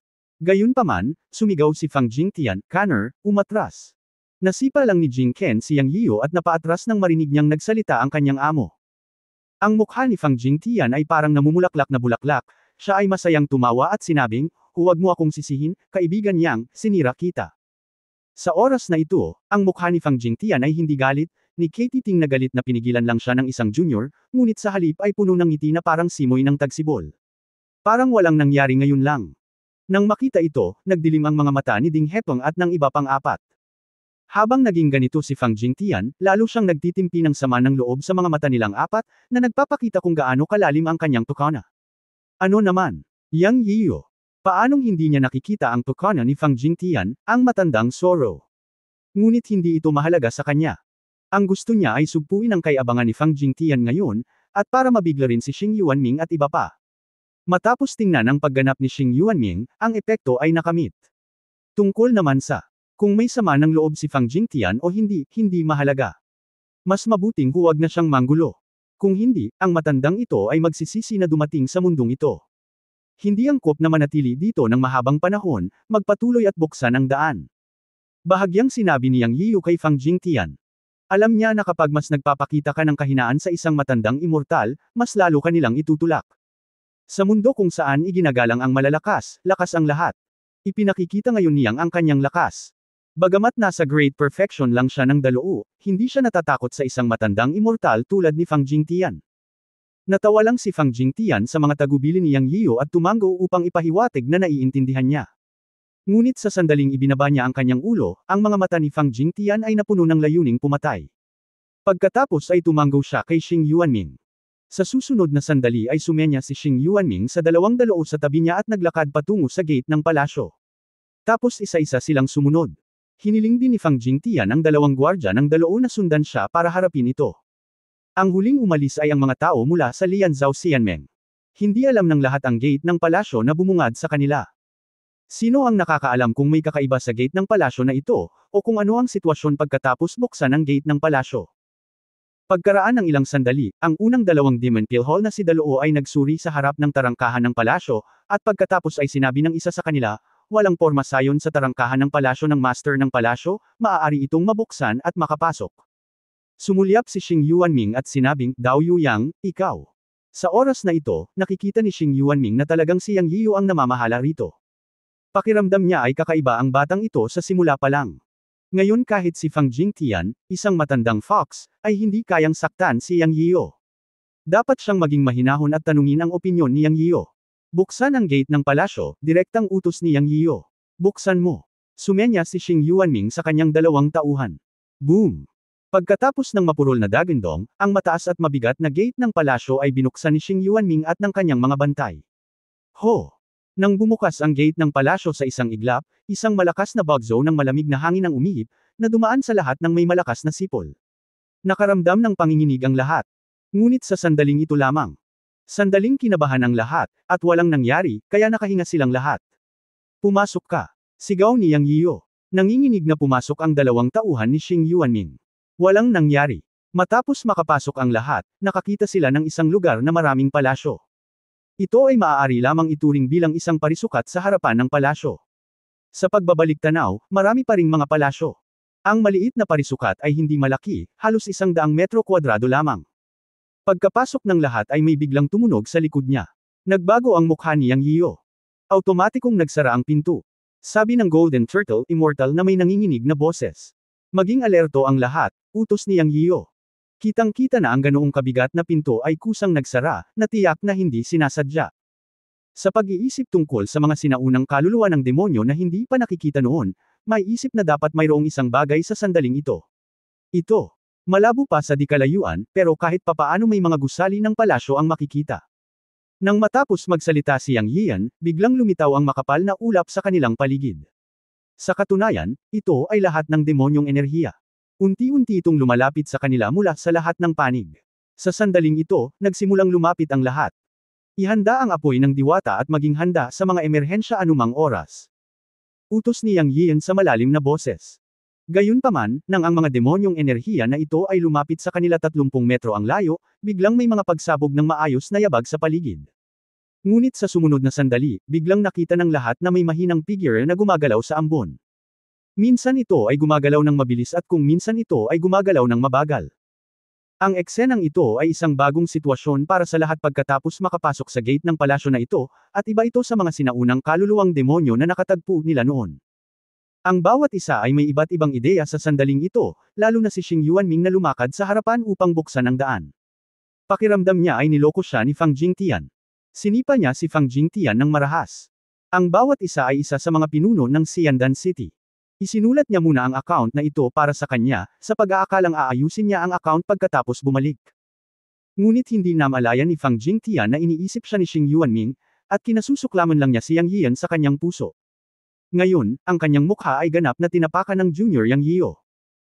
Alam ni Ding Hepeng at ng iba pang tatlo na kinasusuklaman ni Fang Jingtian si Yang Yiyo hanggang sa mamatay, ngunit sa harap ng ganoong sitwasyon, ipinakita ng matandang fox na ito ang lahat ng kanyang tukana. Walang nagbigay pansin kay Xing Yuanman, ngunit sa halip ay naalala si Fang Jingtian sa kanilang mga puso. Matapos makapasok sa gate ng palasyo, pansamantala nilang isinantabi ang mga iniisip at tumingin sa unahan. Kabanata 1967 Demonic Soldier Formation. Hindi alam ng lahat kung ano ang anino na lumitaw sa ambon. Ibang-iba ang hitsura nito sa mga sinaunang kaluluwa ng demonyo, dahil iba ang pakiramdam ng hininga, at ang masasamang enerhiya ng demonyo ay napakabigat, na higit pa sa mga naunang sinaunang kaluluwa ng demonyo. Ano ito sa lupa? Labis na kinabahan ang lahat. Sinunod din nila ang pamamaraan ni Yang Yiyo at lahat sila ay nakabantay, handang tumugon anumang oras.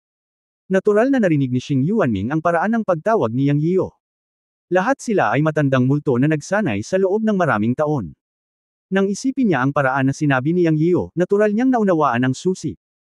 Pagkatapos ay napagtanto ni Xing Yuanming na ang Lianzhao Xianmeng ay walang talo dahil matagal na nilang alam ang susi sa pakikitungo sa mga sinaunang kaluluwa ng demonyo, at si Fang Jingtian ay isang benepisyaryo din. Tanging ang mga taong dinala niya ay dumanas ng matinding pagkalugi. Naisip ni Xing Yuanming sa kanyang sarili na kailangan niyang sundan ng mabuti si Yang Yiyo anuman ang mangyari. Talagang karakter ang batang ito. Matapos isipin ito, sumigaw si Xing Yuanming sa dalawang lalaki sa harapan, gawin ang sinabi ni Brother Yang. Nang paalalahanan lang siya ni Xing Yuanming, narinig niyang nagsisigawan ang dalawa. Ang kanyang paalala ay huli na. Dalawang lalaki ang nahuli sa ambon sa isang iglap, at sila ay nagsisigawan. Huli na para iligtas sila. Si Xing Yuanming ay mukhang pangit at masakit, at nawalan siya ng dalawa pang lalaki. Nakita ito ni Yang Yian. Kung ikukumpara kay Fang Jingtian, maganda ang kanyang impresyon kay Xing Yuanming, dahil nagpakita si Xing Yuanming ng kaunting sakit nang makita niya ang kanyang dalawang tauhan na nahuhulog sa ambon o ang magic energy, na nagpapakita na nagmamalasakit siya sa kanyang mga tauhan. Unlike Fang Jingtian, ang matandang ito ay kalmado at walang pakialam sa pagkawala ng kanyang mga tauhan. Dahil dito, hindi nasisiyahan si Yang Yian. Sa huling pagsusuri, si Yang ay isang lalaking pinahahalagahan ng pagkakaibigan, kaya nagkaroon siya ng magandang impresyon kay Xing Yuanming nang makita niya ang ekspresyon ni Xing Yuanming. Kahit na si Xing Yuanming ay isang napaka-nakakainis na tao, tila nasa ibabaw ang nakakainis at pagiging bongga ni Xing Yuanming. Si Fang Jingtian ay isang ganap na mapanlinlang na asong babae. Ngunit walang pakialam si Yang Yian. Kung si Fang Jingtian, ang matandang lalaki, ay maglakas loob na gumawa ng masama, maglalakas loob siyang patayin siya. Sa oras na ito, nakita ng lahat ang fog na tumatama sa dalawang subordinate ni Xing Yuanming, at nakarinig ng mga hiyawan. Pero bukod doon, wala nang nakita. Walang nakakaalam kung ano ang nangyari sa dalawang nasasakupan ni Xing Yuanming sa ulap, kung ano ang anino na kanilang nakasalubong, at ano ang nakakatakot dito. Ang lahat ay maingat sa hindi kilalang mga bagay at hindi nang ahas na makipagsapalaran ng madali. Pagkatapos ng lahat, ang fog na ito ay isang malakas na itim na demonyo, at may mga nilalang na nakatago dito na hindi naiintindihan ng lahat.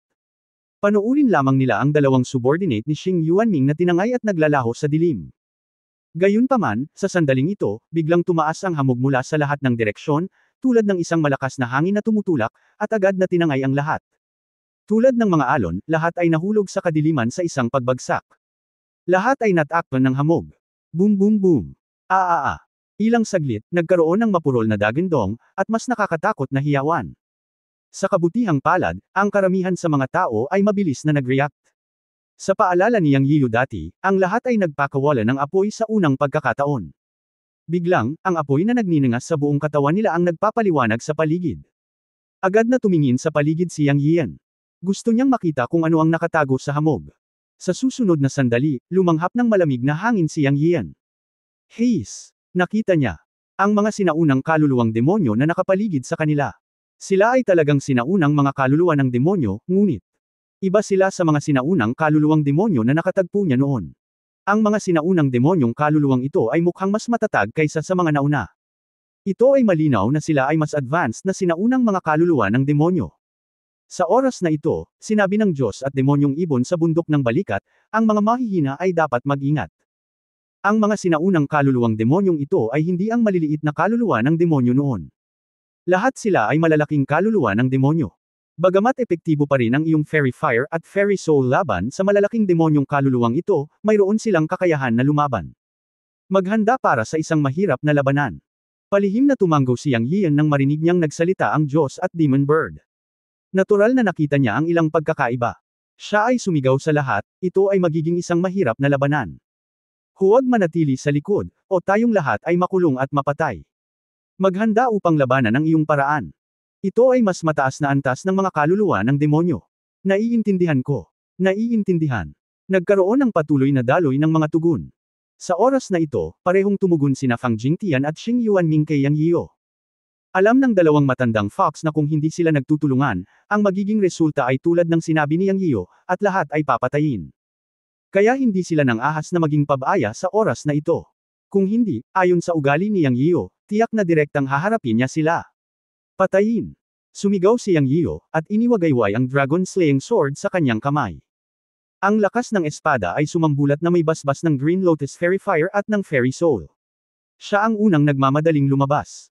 Sa ilalim ng Sword Energy, ang malalaking demonyong kaluluwa na hamarang sa kanyang daraanan ay tila naunawaan ang panganib ng espada ni Yang Yiu at umiwas.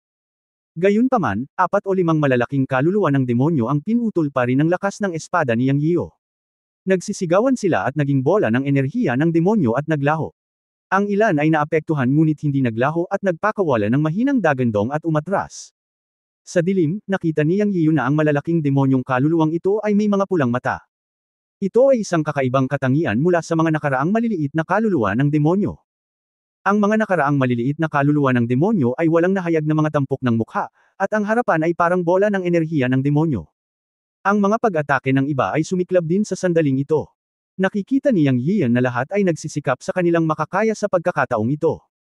Ang lahat ng mga dakilang kaluluwa ng demonyo na sinalakay ni Ding Hepeng at ng kanyang mga tauhan ay magwawala, ngunit ang mga dakilang kaluluwa ng demonyo na inatake ni Daloo ay hindi maglalaho. Kahit na sila ay nagkalat sa pamamagitan ng pag-atake, sila ay muling mag-condense. Ito ay nagpapakita na ito ay dahil sa pagkakaiba sa lakas. Gayunpaman, ang mga ito ay sapat na para sa kanila. Hindi bababasa ang mga tao sa antas ng Hanyuan ay maaaring sumugod sa lahat. Sisingilin. Nanguna si Yang Yian at tinukoy ang direksyon at sumugod. Ang kanyang layunin ay nasa harapan pa rin, upang mahanap si Luo Yang. Si Ding Hepeng ay palaging nasa tabi niya na may hawak na Immortal Alliance Order sa kanyang kamay, at itinuro pa rin sila ng mga butil ng espiritu ng hininga ni Luo Yang sa direksyon. Magmadali ka lang. Gayunpaman, ang eksenang sumunod na nangyari ay naging solemn sa mukha ni Yang Yian. Nalaman niyang minamaliit niya ang mga dakilang kaluluwang demonyong ito. Nang sumugod sila palabas ng 20 o 30 metro, biglang naging maayos ang mga dakilang kaluluwa ng demonyo sa kanilang paligid. Ito ay naging isang porma sayon. Parang pader na nakaharang sa kanila. Sa oras na ito, isang mahinang boses ang biglang umalangaw at umalangaw sa buong venue. Masamang porma sayon. Isang mahina at paos na boses ang narinig, at malinaw na narinig ng lahat. Grandmaster, may mali. Ang malalaking demonyong kaluluwang ito ay tila may kamalayan at inuutusan ng isang pinuno. Sabi ni Ding Hepeng na seryoso ang mukha. Talaga, tumigil din si Yang Yiyo, ang kanyang mga mata ay seryoso. Naunawaan ng lahat kung ano ang ibig sabihin ng mga kaluluwang demonyo. Tiyak na magiging mahirap ang pakikitungo sa kanila sa susunod. Hindi niya inaasahan na ang mga malalaking demonyong kaluluwang ito ay talagang organisado. At sa sandaling ito, nagsimulang maglaho ang makapal na hamog. Sa isang kisap mata, sa wakas ay nakita na ng lahat ang tunay na mukha ng mga demonyong kaluluwang ito. Lahat sila ay mga demonyong sundalo na nakasuot ng itim na baluti. Naghahanap. Sa paligid, pinalilibutan sila ng parisukat na porma sayon na patong-patong. Sa isang sulyap, ang malalaking demonyong kaluluwa at mga demonyong sundalo ay tila 1 o 2,000 man lang. Bawat isa sa kanila ay may hawak na kutsilyong demonyo sa kanyang kamay. Paano ito nangyari? Napakaraming sundalo ng demonyo. Bulong ni Ding Hepeng sa sarili. Hindi nakakagulat na isipin. Ito ay isang lungsod ng demonyo. Hindi nakakagulat na may mga sundalong demonyo na nagbabantay sa lungsod. Ngayon ay maaari nating hulaan na maaaring ito ang ubod ng lungsod ng demonyo, na dapat ay isang lugar na katulad ng mansyon ng Panginoong Lungsod. Wala tayong choice. Hindi sapat ang pagsingil. May isang paraan lamang para sa lahat, iyon ay upang labanan at patayin ang lahat ng mga demonyong sundalong ito. Kinausap ni Yang Yiyo ang lahat sa mahinahong boses. Habang nagsasalita, inactivate ni Yang Yiyo ang Eye of Heaven and Earth para subukang hanapin ang pinuno na nag-utos sa mga demonyong sundalong ito, ngunit hindi niya ito nakita. Malinaw na ang kabilang partido ay may independenteng kamalayan at hindi hahayaang mahanap nila ito ng madali. Patayin sila at lamunin ang kanilang mga laman at dugo. Sa pagkakataong ito, muling tumunog ang boses na umalangaw sa buong venue. Nagbago ang mukha ng mga tao ni Yang Yiyo. Ang susunod na labanan ay buhay at kamatayan. Mahinang sabi ni Yang Yiyo. Sa katunayan, dahil kinubkob ng napakaraming demonyong sundalo ng antas ng Great Demon Soul at mulat at organisado, walang sinuman ang maaaring mag-alaga ng sinuman. Ang puso ni Yang Yiyo ay bumilis ang tibok, ibig sabihin ay may panganib. Ungol, dagandong, dagandong. Buong araw na bumangon ang mga dagandong na tila nagmula sa impyerno. Sa susunod na sandali, isang parisukat na porma sayon ng higit sa 1,000 demonyong sundalo ang nagsimulang sumulong patungo sa kanila mula sa lahat ng direksyon tulad ng isang bulldozer. Dumating sila na may kasamang mga masasamang espiritu, na ginugulo ang kanilang isipan. Patayin. Nagsimula ang isang away. Ang paraan ng pag-atake ng lahat ay pangunahing nakabatay sa pagpapala ng walang kamatayang apoy at walang kamatayang kaluluwa. Ngunit tiyak na hindi ito ang tanging paraan. Pagkatapos ng lahat, ang antas ng kanilang paglilinang ay hindi bababa sa 2, kaya natural na imposible para sa kanila na maging mahina. Ang lakas ng mga dakilang kaluluwang demonyong ito ay katumbas ng lakas ng mga immortal. Kaya lang, ang lahat ay hindi kailanman nakipag-ugnayan sa kaluluwa ng angkan ng demonyo, at kaharap nila ang sinaunang kaluluwa ng demonyo, kaya't hindi nila natagpuan ang kahinaan. Ang tanging sagot na nakuha ni Yang Yiyan mula sa bibig ng God Demon Bird, o ang paraan upang harapin ang sinaunang kaluluwa ng demonyo, ay ang apoy ng diwata kasama ang kaluluwang diwata. Kahit na ito ay simple, ito ay sapat na upang mahanap ang kahinaan. At pagkatapos ng nakaraang alon ng mga laban, talagang gumana ito. Maliban sa pagkawala ng 2 tauhan ni Xing Yuanming na hindi handang harapin ito, walang nawala sa malaking koponan. Ito ang pangalawang labanan, at oras na para gamitin ang ilalim ng kahon. Nakatuon pa rin sa Fairy Fire at Fairy Soul, natural na magagamit ang ibang makapangyarihang paraan. Ang unang gumawa ng aksyon ay si Xing Yuanming ng Demon Peel Hall.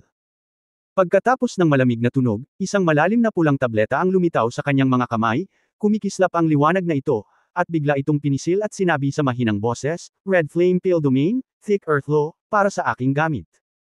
Naramdaman ni Yang Yiyan na bahagyang nanginginig ang lupa sa pag-awit ni Xing Yuanming, at mayroon ding kapangyarihan na nauugnay sa lupa sa hangin na nagtitipon patungo sa kanya. Alam na ito ang paggamit ni Xing Yuanming ng batas. Tamang-tama, pagkatapos niyang durugan ang pulang tableta, isang 10 metrong diametro ng apoy ang lumitaw sa kanyang puso. Pagkatapos ay tinapakan niya ang kanyang mga paa, at lumitaw ang isang apoy na dragon sa lupa, umuungal at lumilipad patungo sa parisukat na pader ng mga kawal ng demonyo sa harapan. Sa apoy na dragon ni Xing Yuanming, naramdaman ni Yang Yian ang malakas na hininga ng immortal na kaluluwa at ang kapangyarihan ng batas ng katangian ng lupa. Mukhang napakalakas. Boom! Ungol, dagandong. Saan man dumaan ang apoy na dragon, umalangaw ang mga dagandong. Bagamat itinaas din ng mga sundalong demonyo ang kanilang mga espada para lumaban, hindi pa rin nila napigilan ang pulang atake ni Xing Yuanming. Sa isang kisap mata, nasunog ang mga mabibigat na sundalong demonyo at lumitaw ang isang bitik na may 3 metrong diametro. Ang eksenang ito ay ikinagulat ng lahat. Ngunit sa isang kisap mata, isang pares ng mga demonyong sundalo ang muling lumitaw sa puwang, na pinupuno ang puwang na parang agos. Ang apoy na dragon ni Xing Yuanming ay nawala pagkatapos ng impact. Pagkatapos ng lahat, ang Yinsha Demon Energy at ang kapangyarihan ng Cultivator ay magkasalungat, at hindi nito kayang tiisin ang makapal na Demon Energy. Ngunit, sa parehong oras, ginamit din ang mga paraan ng pag-atake ng ibang tao. Tumigil sandali si Yang Yiyo. Kinusot niya ang kanyang mga mata para panuurin ang mga paraan ng pag-atake ng karamihan, at pinaandar din ang Eye of Heaven and Earth para mahanap ang pinuno na nag-utos sa mga demonyong sundalong ito. Nais din niyang obserbahan ang mga paraan ng pag-atake ni Fang Jingtian sa oras na ito. Wala siyang gaanong alam tungkol sa matandang fox na ito, at natatakot siyang may gawin siya sa kanya sa kritikal na sandali. Ngunit si Fang Jingtian ay humarap sa isang grupo ng mga demonyong sundalo ng sabay-sabay, ang kanyang buong katawan ay nag-aapoy, at kinurot niya ang isang kakaibang spell gamit ang kanyang mga kamay, at nagluwan ng isang salita. Well, sa isang salita lang, ang mga demonyong kawal sa kanyang harapan ay tila tinamaan ng napakalaking puwersa na hindi nakikita, at lumipad pa atras. Sa isang iglap, 12-dosenang mga demonyong sundalo ang nawala at nadurog. Matapos marinig ang note na binigkas ni Fang Jingtian, lumiit ang mga mag-aaral ni Yang Yiyo, at hindi niya napigil ang magsalita, mantra. Naalala niya na ang mantra na itinuro sa kanya ng Magic Bird na maging invisible ay halos kapareho ng note ni Fang Jingtian. Kabanata 1968 Ghost Immortal Team. Ginagamit ba ni Crow Fang Jingtian ang Law Mantra? Agad na tinanong ni Yang Yiyo ang Diyos at Demon Bird.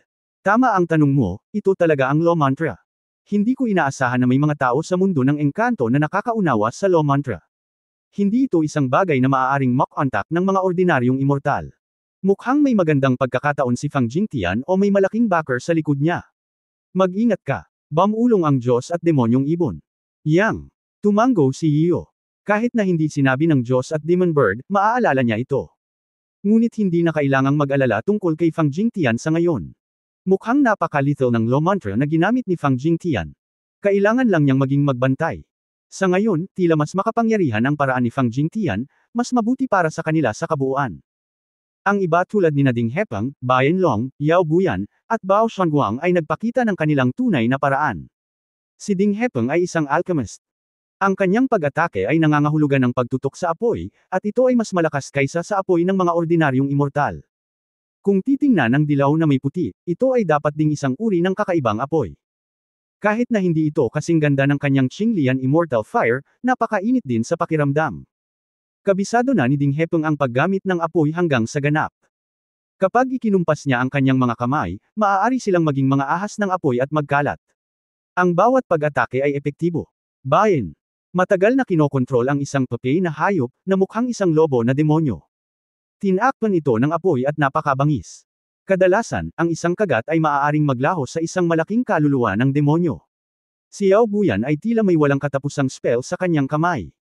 Maaaring ayusin ng isang spell ang isa o higit pang malalaking kaluluwa ng demonyo. Pagkatapos, isa pang spell ang maaaring gawing abo sa apoy ang malaking kaluluwa ng demonyo. Si Bao Shanguang, ang Formation Master, ay tumayo sa likod ng unang tatlo.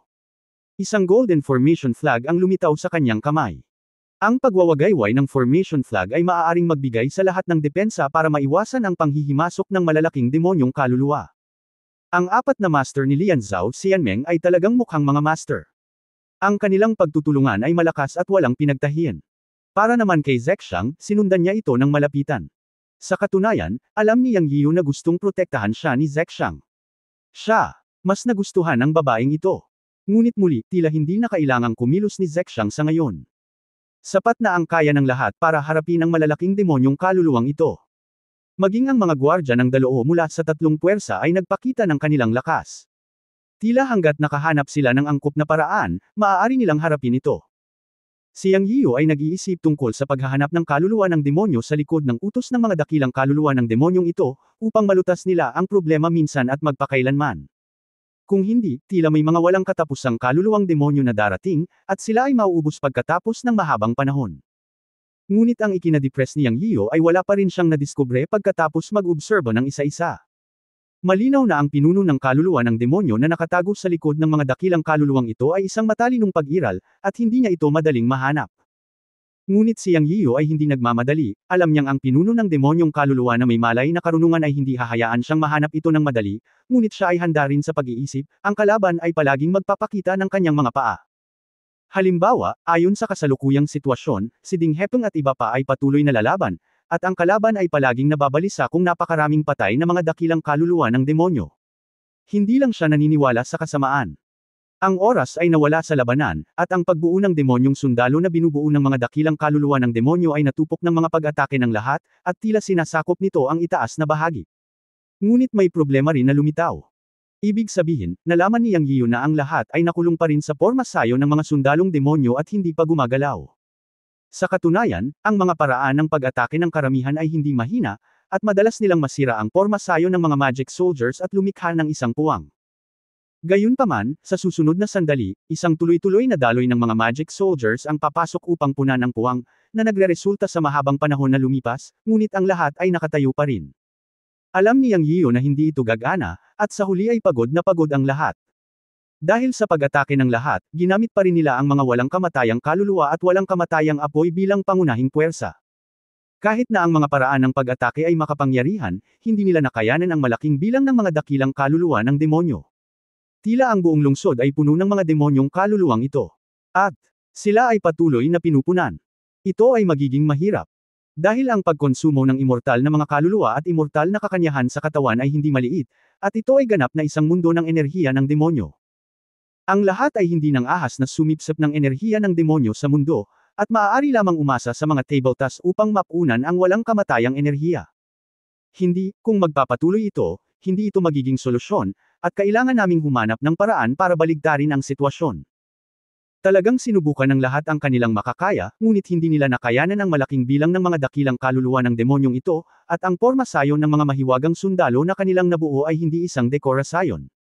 Mayroon itong malakas na kakayahan sa pagtatanggol at sama-samang kapangyarihan sa pag-atake. Ito rin ang dahilan kung bakit hindi nagmamadaling lumabas ang lahat sa porma sayon ng magic soldiers matapos ang mahabang labanan. Naisip ni Yang Yiyo na hindi ito gagana. Siya at si Zexang ay sasali rin sa labanan. Bagamat alam nila na maaaring hindi nila masira ang porma sayon ng mga mahiwagang sundalo sa pamamagitan ng pagsali sa labanan, hindi solusyon ang maghintay ng ganito. Sila pa rin. Kailangang subukan. Sa ngayon, hindi pa nila natagpuan ang nakatagong pinuno sa likod nila. Zexang, kumanda ka sa pakikipaglaban. Oras na para makipaglaban, bati ni Yang Yiyo kay Zexang. Oo, tumango si Zexang. Nang matapos ang pag-uusap ng dalawa ay nagkagulo na sa field. O masasabing nagkaroon ng kaguluhan sa porma sayon ng mga magic soldiers. Parang may foreign aid. Sa oras na ito, nagsalita ang God Demon Bird na nakasquat sa balikat na nagkunwaring patay at natutulog. Pagkatapos ay isang buong dagandong na tunog ang umalangaw na parang kanyan. Lumiwanag ang silver light sa buong paligid. Tulad ng pagsikat ng araw sa silangan, ang pilak na liwanag ay naging mas maliwanag at mas maliwanag. Anong nangyayari? Nagtataka rin si Yang Yiyan kung bakit lumitaw ang pilak na liwanag sa paligid ng porma sayon ng mga sundalong demonyo sa oras na ito. Tungkol sa panlabas na tulong na binanggit ng Diyos at Demon Bird, hindi man lang niya ito inisip, dahil ang tatlong partido lamang na pumasok dito ay ang Refining Immortal Alliance, ang Demon Peel Hall at ang Fire Cloud Pavilion, at wala nang iba. Nag-aalala pa nga si Yang Yiyan na may mga reinforcement ang mga demonyong sundalong ito. Kung iyon ang kaso, ito ay magiging kakilakilabot. Maghintay ka lang at tingnan mo, baka hindi ito magiging masama para sa iyo bata. Ang Diyos at Demon Bird ay tila may nakita, ngunit inilihim lamang ito kay Yang Yiyan. Ungol, dagandong, dagandong. Sa sandaling ito, umalangaw ang mga dagandong o hiyawan mula sa likod ng porma sayon ng mga demonyong sundalo. Pagkatapos ay narinig ni Yang Yiyan ang isang malakas na boses na nagsasabing, Sharp Arrow Formation, Charge. Sisingilin. Umalangaw ang mga dagandong ng buong araw. Sa sandaling ito, narinig ni Yang Yiyan na mayroong libu-libong tropa sa likod ng pagbuo ng mga demonyong sundalo. Mukhang tama ang Diyos at Demon Bird. May reinforcements ba? Pero, Reinforcements. Paano ito posible? Gayunpaman, sa paghusga sa sitwasyon, nagkaroon nga ng kaguluhan sa likod ng pagbuo ng mga demonyong sundalo, na parabang inatake sila ng ibang puwersa. Si Yang Yiyu ay naguguluhan, at ang lahat ay naguguluhan. Ano ang nangyayari? Gayunpaman, sa oras na ito, ang pagbuo ng mga sundalo ng demonyo ay nasa kaguluhan. Nakita ni Yang Yiyu na bihira ang pagkakataon, at kailangan niyang samantalahin ang pagkakataon sa sandaling ito, kaaway man ito o kaibigan, upang masira ang porma sayon ng mga demonyong sundalo sa isang iglap. Kung masira ang porma sayon, walang banta. Bigla siyang sumigaw, lahat, tumutok sa isang direksyon at makipaglaban sa labas sa loob at labas. Si Ding Hepeng at ang iba ay naguguluhan din noong una, ngunit pagkatapos marinig ang sigaw ni Yang Yiyu, sila ay labis na nasasabik. Naisip nila na si Yang Yiyu ay nakahanap ng paraan upang ilipat ang mga reinforcement sa labas, kaya nagmadali silang lumabas. Ang lahat ay lumaban ng sama-sama, at ang porma sayon ng mga demonyong sundalo ay sinalakay mula sa loob at labas. Maya-maya ay lumitaw ang isang puwang, at ito ay palaki ng palaki. Lumaban ng sama-sama at sumugod. May pilak na ilaw sa labas, at nagpatuloy ang dagandong ng pagpatay. Ang buong porma sayon ng mga demonyo ay nagsimulang bumagsak ng mabilis. Hinawakan ni Yang Yiyu ang Dragon Slaying Sword at sinundan sina Zexang at Ding Hepeng hanggang sa ibaba sa isang hininga. Sa wakas, lumabas siya at nakita ang sitwasyon sa labas. Sa kanyang paningin, lumitaw ang isang pangkat ng halos 1,000 tao. Halata na iba sila sa malalaking demonyong kaluluwang ito. Sa unang tingin, bawat isa sa kanila ay walang kamatayan, nakasuot ng pilak puting baluti at may hawak na matalim na espada. Ang hugis at ang matalas na espada ay mukhang pamilyar kay Yang Yiyan, at ito ay kamukhang kamukha ng panahon ng spring at autumn. Gayunpaman, naramdaman din niya ang malakas at sobrang lakas ng yin. Libu-libong mga koponan ang nagtipon at bumuo ng isang porma sayon na nasa hugis ng isang matalim na palaso. Mayroong walang kamatayang enerhiya, ngunit hindi ito yin. Ito ay isang multo na walang kamatayan. Nakilala ni Ding Hepeng ang pangkat na tumulong sa kanila sa harapan sa unang pagkakataon. Nagulat din si Yang Yiyan. Hindi niya inaasahan na lilito ang isang Ghost Immortal team ng libu-libong tao sa lugar na ito. Ang mga immortal na multo ay natural na umiiral sa mundo ng mga engkanto, ngunit sila ay napaka-misteryoso at bihirang lumitaw. Hindi ko inasahan na isang buong pangkat ng immortal na multo ng libu-libong tao ang lilito dito sa sandaling ito. Tila ang mga Ghost Immortal sa pangkat ng libu-libo na ito ay mahusay na sinanay, at ang pagbuo ng labanan ay napakahusay din. Ang libu-libong tao ay parang matalas na palaso kapag binubuksan at isinara. Ang sitwasyong ito ay maaari lamang mga hulugan na ang pangkat na ito ay binubuo ng mga veterano na nasa larangan ng digmaan sa loob ng mahabang panahon, at ang kanilang pinuno ay isang estratehikong general. Sa isang kisap mata, nakita ni Yang Yiyan ang isang eksenang nagpatibok ng kanyang puso. Nakita niya na ang Ghost Immortal team na ito ay talagang sumisipsip sa mga demonyong sundalo saan man sila dumaan. Kahit sila ay hindi naglakas loob na madaling makuha ang mga demonyong kapangyarihan na ito, lalo pa ang pagsipsip at pagpino sa mga demonyong sundalong ito. Ngunit nakita niya sa sarili niyang mga mata na ang mga Ghost Immortal na pangkat na ito ay hinihigop at nilalamon ang mga demonyong sundalong ito. Sa sandaling pag-isipan ito, tila naiintindihan niya ito.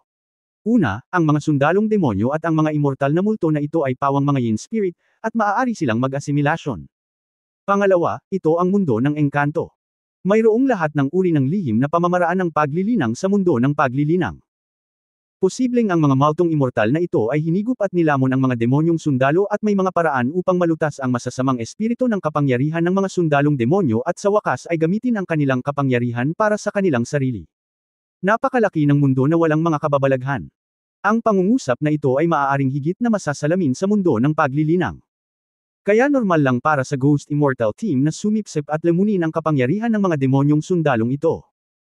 Ang kakaiba lang ay hindi inaasahan ni Yang Yiyan na napakalakas ng mga multong immortal na ito kaya nang ahas silang sumipsip at lamunin ang mga sundalong demonyo. Dapat mong malaman na ang mga ito ay mga sinaunang kaluluwa ng demonyo sa antas ng mga dakilang kaluluwa ng demonyo. Bagamat mababa ang antas, sila ay mga sinaunang kaluluwa ng demonyo, hindi mga ordinaryong kaluluwa ng demonyo. Ngunit sila ay nilamon tulad ng mga sakripisyo ng mga multo na magsasaka. Sa susunod na sandali, muling lumiit ang mga mag-aaral ni Yang Yiyan. Talagang nakita niya na ang pangkat na ito ng libu-libong Ghost Cultivator ay nasa Golden Immortal level.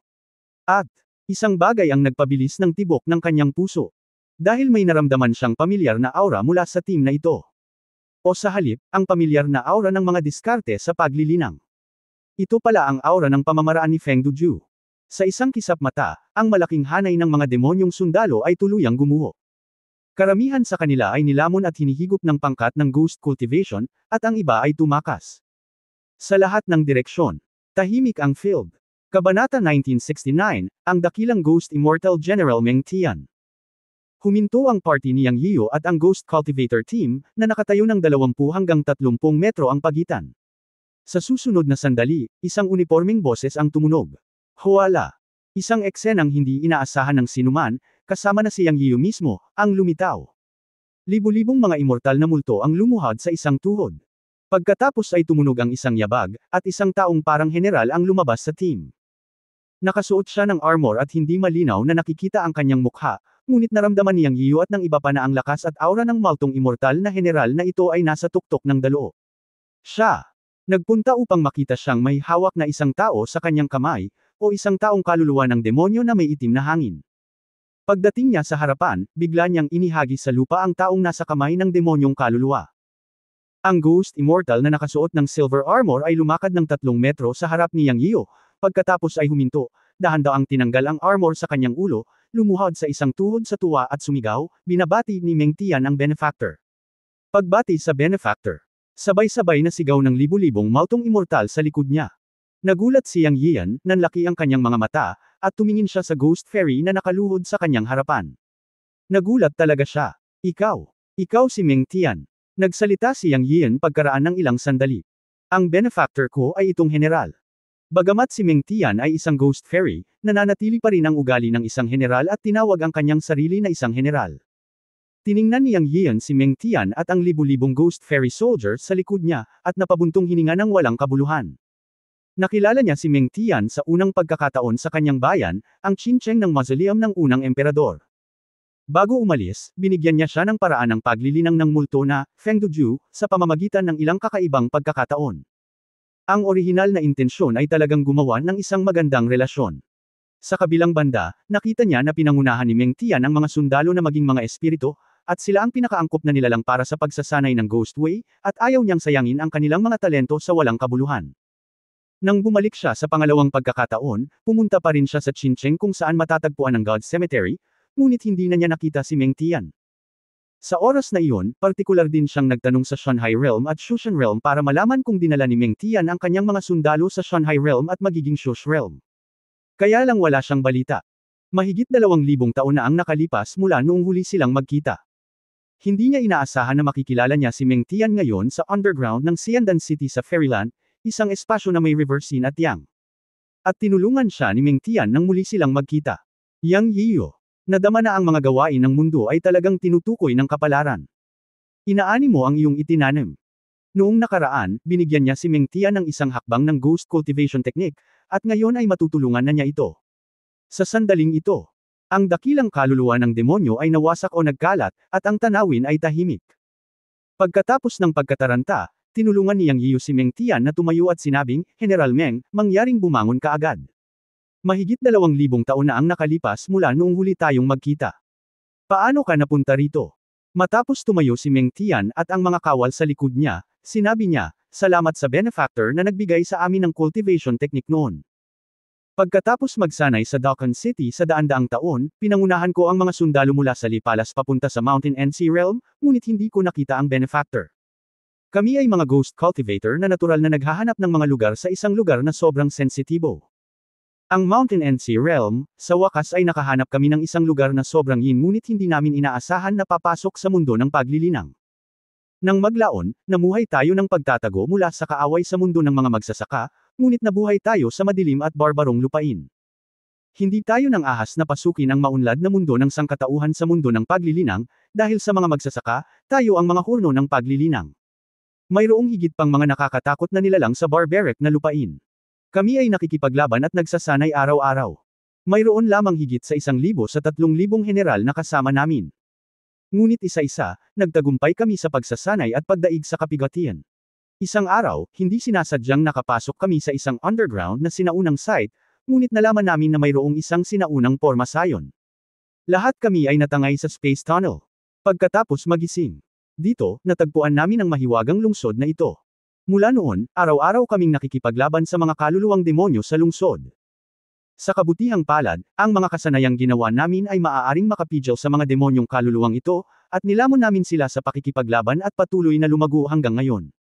Kamakailan lamang, natagpuan namin ang hininga ng lahi ng tao sa panloob na lungsod, ngunit hindi namin inaasahan na makatagpo kami sa tagapagbigay. Ang biyaya ng benefactor sa pagbibigay ng merito noon, hinding-hindi ito makakalimutan ni Meng Tian. Matapos ang napakaraming taon ng pagsasanay, naunawaan din ni Meng Tian na ang paraan ng pagsasanay ay dapat na minana. Binigyan siya ng benefactor ng mga kasanayan noon, si Meng Tian ay isang maliit na multo na hindi naiintindihan ang kadakilaan ng pabor. Ngayon naiintindihan na niya na ito ay isang magandang pagkakataon na ipinagkaloob ng benefactor, at dapat niyang sambahin ang benefactor bilang kanyang guro. Si Meng Tian at libu-libong mga kapatid sa mundo ng paglilinang ay dapat magkaroon ng isang master na nagmamana ng tradisyon. Ngayon ay makikita niya ang benefactor. Iniisip ni Meng Tian na ito ay inayos ng langit. Nakikiusap ako sa benefactor na payagan si Meng Tian na pamunuan ang mga sundalo para maging mga alagad niya, kung hindi, magiging malungkot tayong mga multo. Nang matapos magsalita si Meng Tian, yumuko siyang muli, at ang libu-libong sundalo sa likuran niya ay yumuko din at gumawa ng nakakabinging tunog. Nakikiusap ako sa benefactor na hayaan tayong maging mga disipulo niya. Ang nakabibinging tunog ang narinig sa buong plaza ng bulwagan. Pinangunahan ni Meng Tian ang libu-libong ghost immortal na sundalo upang muling yumuko. Huminga ng malalim si Yang Yio, tumingin kay Meng Tian at libu-libong sundalo, bamantong hininga din siya sa kanyang puso. Ayon kay Meng Tian, pumasok sila sa mundo ng bundok at dagat at sa mundo ng paglilinang noong nakaraan, at hinanap ang kanilang sarili, ngunit dahil sa espesyal na pangangatawan ng mga ghost cultivator, madalas silang naglalakad sa mga espesyal na lugar na sobrang yin, na isang likas na atraksyon ng katangian. Nang maglaon, nagkamali silang pumasok sa isang tiyak na sinaunang monumento at sinipsip sa isang puyo ng kalawakan, at direktang lumitaw sa lungsod na ito ng Shanghai. Ayon kay Meng Tian, hindi pa rin nila alam na nakapasok na sila sa Fairyland at naging ghost fairies na may malakas na cultivation. Siyempre, ito ay may kaugnayan sa kapaligiran na kanilang kinagiznan. Sa mundo man ng bundok at dagat o sa cultivation world, o kahit sa Demon City ng Fairyland na ito, wala silang masyadong contact sa outside world, kaya natural na hindi nila alam ang tungkol sa kanilang sariling cultivation. Gayunpaman, may naisip si Meng Tian.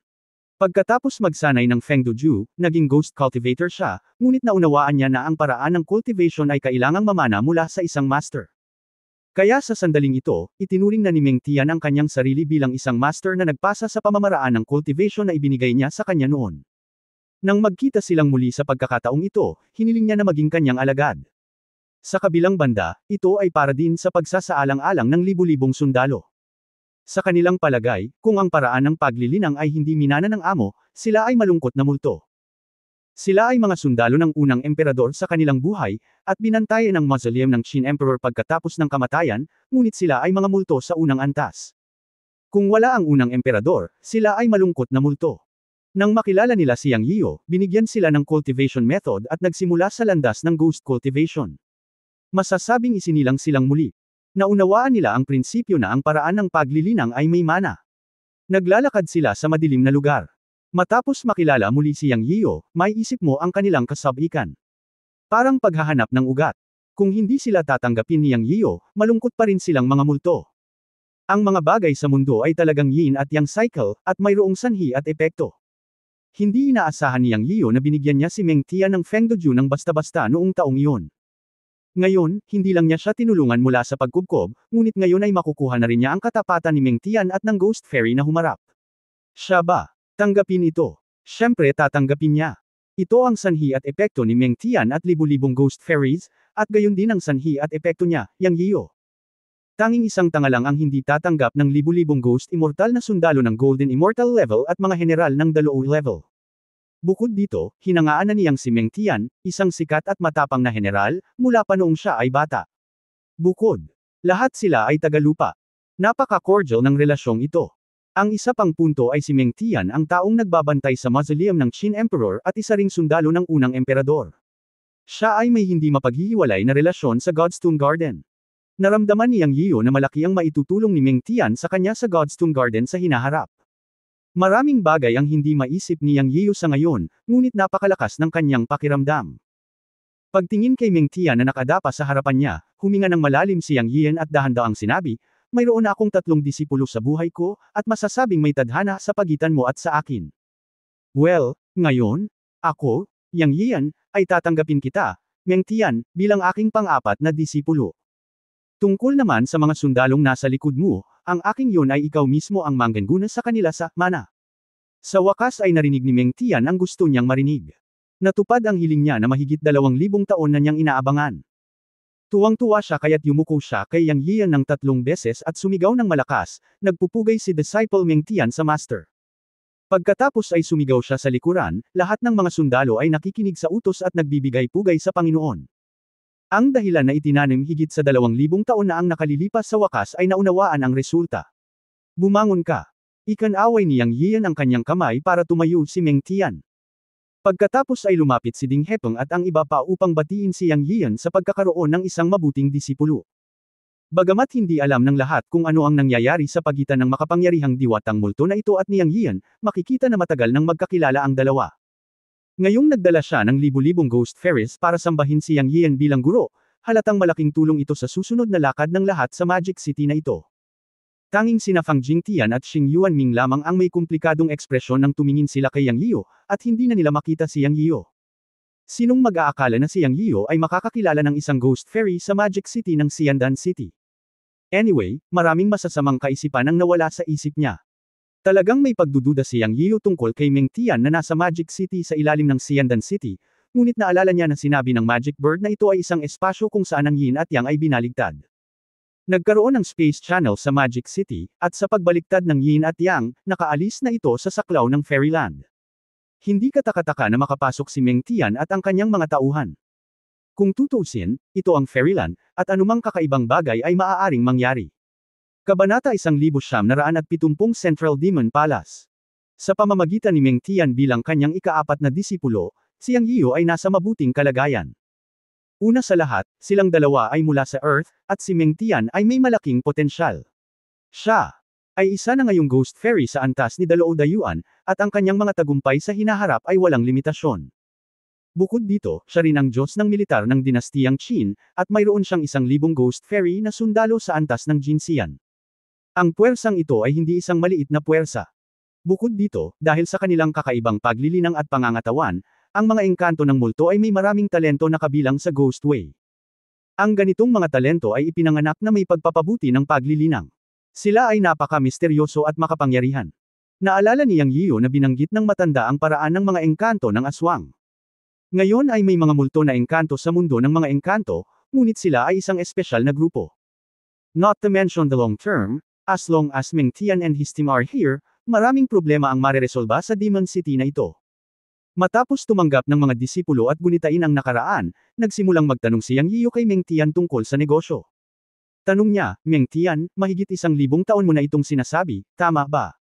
Ang pag-uulat sa master, ang espasyo dito ay dapat na ibang-iba mula sa labas. Upang maging tumpak, kami ay narito ng higit sa 3,000 taon. Sagot ni Meng Tian, higit sa 3,000 taon. Ibig mo bang sabihin na ang oras dito ay mas mabilis kaysa sa labas? Nagulat si Yang Yiu. Oo, kung tutusin, may mga nakilala kaming pumasok pagkatapos naming pumunta dito. Ayon sa kanila, ang oras dito ay 3 beses kaysa sa labas ng mundo, kaya mahigit 3,000 taon na kaming nagsasanay dito. Sabi ni Meng Tian. Bumalik sa katinuan si Yang Yiu at tumango bilang maluwag. Ito ay isang mundo kung saan ang Yin at Yang ay baligtad, na talagang posible. Anong klaseng tao ang nakita mo dito? May babae ba na nagngangalang Luoyang? Pagkatapos magsalita ni Yang Yiu, iminuwestro niya si Ding Hepeng para ipakita kay Meng Tian ang imahe ni Luoyang. Mabilis na pinaliit ni Ding Hepeng ang larawan ni Luoyang para makita ni Meng Tian. Tumingin ng mabuti si Meng Tian saglit at umiling at sinabing, hindi ko pa ito nakita. Sigurado ka? Tanong ni Ding Hepeng. Kumpiyansa na tumango si Meng Tian at sinabing, oo naman. Sa katunayan, sa paglipas ng mga taon, 3 tao pa lang ang nakikita namin, lahat ng lalaki, na gustong mag-recruit sa amin, ngunit pinatay namin sa huli. Wala pa kaming nakitang babae. Kapag weekdays, nakikipag-away kami sa mga demonyong kaluluwa ng demonyong lungsod na ito. Bihira kaming makipag-away sa ibang tao. Sinabi ni Yang Yiu, okay, ang tanong na ito ay nasagot na. Gaano karami ang alam mo tungkol sa demonyong lungsod na ito? Sabihin mo sa amin. Sa pagkakataong ito ay pumasok kami dito para hanapin ang babaeng ito.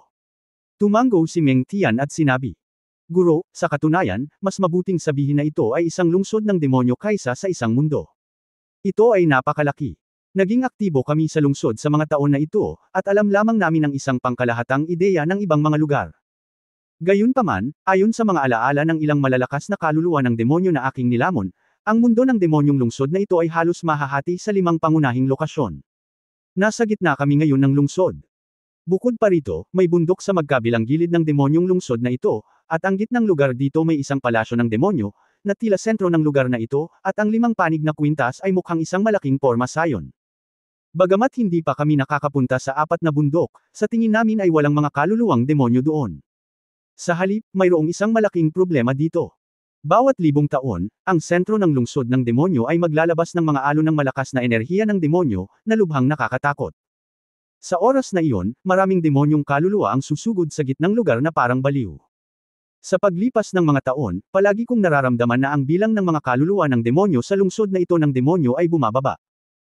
Noong una tayong dumating libu-libong taon na ang nakalilipas, mayroong 10-10 milyong mga kaluluwa ng demonyo sa buong lungsod ng demonyo, kahit na sa mga marginal na lugar, ngunit pagkatapos ng bawat 900 taon ng nakatutuwang pagtitipon sa gitnang lugar, magkakaroon ng malaking bilang ng mga kaluluwa ng demonyo.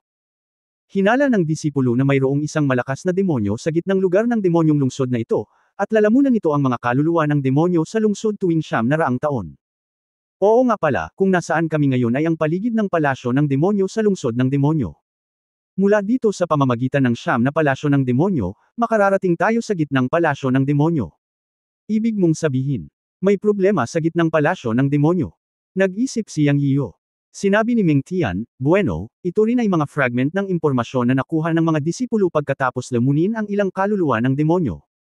Sa katunayan, ang mga kaluluwa ng demonyo dito ay natatakot sa Central Demon Palace, at ang kanilang kamalayan ay hindi malakas. Lahat sila ay ilang likas na kamalayan na nabuo pagkatapos ng mahabang panahon pagkatapos ng kamatayan, na hindi masyadong komprehensibo. Sa hindi malay na kapangyarihan ng kaluluwa ng demonyo, mayroong takot sa Central Demon Palace, ngunit bawat 900 taon, ang Demon Palace ay tila may isang bagay na summoning, at ang kaluluwa ng demonyo ay hindi makatiis sa lahat. Anyway, sobrang kakaiba. Kung talagang pumasok dito ang taong hinahanap ni Master, dalawa lang ang posibilidad. Ang una ay matagal na siyang namatay, at ang pangalawa ay maaaring pumunta siya sa Central Demon Palace. Iminumungkahi ni Disciple na pumunta sa Central Demon Palace para tingnan, ngunit talagang delikado doon. Pagkatapos magsalita ni Meng Tian, sinabi ni Yang Yiyu at Ding Hepeng, saang direksyon ginagabayan ng Breath Spirit Bead. Mapait na ngumiti si Ding Hepeng at sinabing, siguro sa direksyon ng Demon Palace na binanggit ni Meng Tian. Ayon kay Ding Hepeng, ang cultivation ni Luoyang ay nasa antas ng Immortal King. Nararamdaman na ngayon ni Yang Yiyo na si Luoyang ay malamang na pumunta sa direksyon ng Central Demon Palace. Ngunit ayon sa impormasyong ibinigay ni Meng Tian, upang makapunta sa Central Demon Palace, kailangan mong tumawid sa 9 na palasyo, at bawat 900 taon, magkakaroon ng panibagong pagsiklab ng mga kaluluwang demonyo na sumusugod sa Central Demon Palace. Malamang na mayroong napakalakas na demonyo sa Central Demon Palace. Gusto mo bang pumunta? Kung pupunta ka, ito ay lubhang mapanganib, at malamang na ikaw ay mamatay. Isipin mo, ang dalawang grupo ng mga kaluluwang demonyo na nakatagpo ng lahat ay nagpagulo sa lahat, hindi pa banggitin na kung lalalim ka pa, maaari kang makatagpo ng mas malalakas na kaluluwa ng demonyo. Pero kung hindi ka pupunta, ang dami mong naranasan na hirap, pwede ka na bang sumuko? Medyo nag-alinlangan din si Yang Yiyo. Ngunit pagkatapos ay naging matigas ang kanyang mga mata, at tiyak na magpapatuloy siya sa paglalakad. Isa rin itong pagsubok para sa kanya. Sinabi ng matanda na hindi siya dapat maging hindi matatag sa kanyang kalooban, kung hindi ay mayayanig ang kanyang isip. Bukod dito, si Luoyang ay disipulo ng pangalawang nakatatandang kapatid na si Xing Chenzi. Kung siya, ang junior uncle, ay sumuko, hindi niya magagawang harapin ang pangalawang nakatatandang kapatid sa hinaharap. Hindi siya matitinag kapag nakatagpo siya ng panganib o nakakarinig ng panganib. Bukod dito, nalaman lamang ito ni Meng Tian mula sa mga memory fragment ng kaluluwa ng demonyo. Siya mismo ay hindi nakapunta doon, kaya hindi tiyak kung mayroong anumang panganib. Siya, agad na sinabi, magpatuloy. Ngunit sa sandaling ito, isang hindi pagkakatugma na boses ang tumunog, teka. Lumingon si Yang Yiyo at si Fang Jingtian ang nagsalita na may malungkot na mukha. Ano ang problema, Pavilion Master Fang? Kumunot ang noo ni Yang Yiyo. Anong meron? Haha. Ngumisi si Fang Jingtian, pagkatapos ng lahat ng oras na ito, hinahanap mo si Luoyang, ang pinuno ng Lianzhao Xianligmu. Pero gusto mo kaming kaladkarin para mailibing kasama mo. Napakaraming kalkulasyon ni Yang Yiyo. Sa simula, hindi alam ni Fang Jingtian at ng iba pa na ang tunay na layunin ni Yang Yiyu at Ding Hepeng ay hanapin si Luoyang. Akala nila ay naghahanap sila ng ilang kayamanan. Tulad ng para sa Demon Clan City sa ilalim ng Xiandan City, sila at ilang iba pang puwersa ay palaging gustong tuklasin ito, at pumasok sila bilang isang grupo. Ngayon ay tila ginagamit sila ni Yang Yiyu para hanapin si Luoyang, ang pinuno ng Lianzhou Xianmeng na nawala. Ngayon ay hindi payag si Fang Jingtian na gawin ito. Pakiramdam niya ay niloko na siya. Natural, hindi niya susundan si Yang Yiyu para sumulong.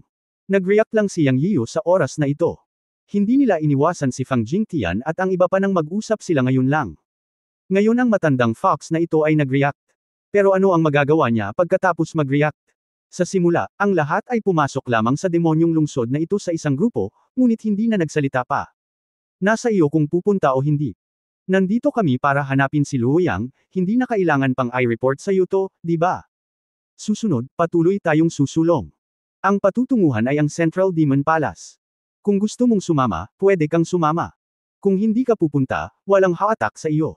Hindi naman namin sinabi na kakaladkarin ka namin para ilibing ng magkasama. At sa simula pa lang, sino ba talaga ang nagkusa sa amin? Ikaw Fang Jingtian ang kumuha nito.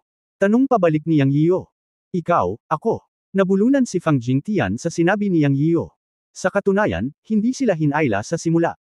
Nagkusa sila na magmungkahi na magsama. Ngayon ay nilinaw na, kung gusto nilang pumunta o hindi. Walang mali sa sinabi niya. Hindi ito mapabulaanan ni Fang Jingtian.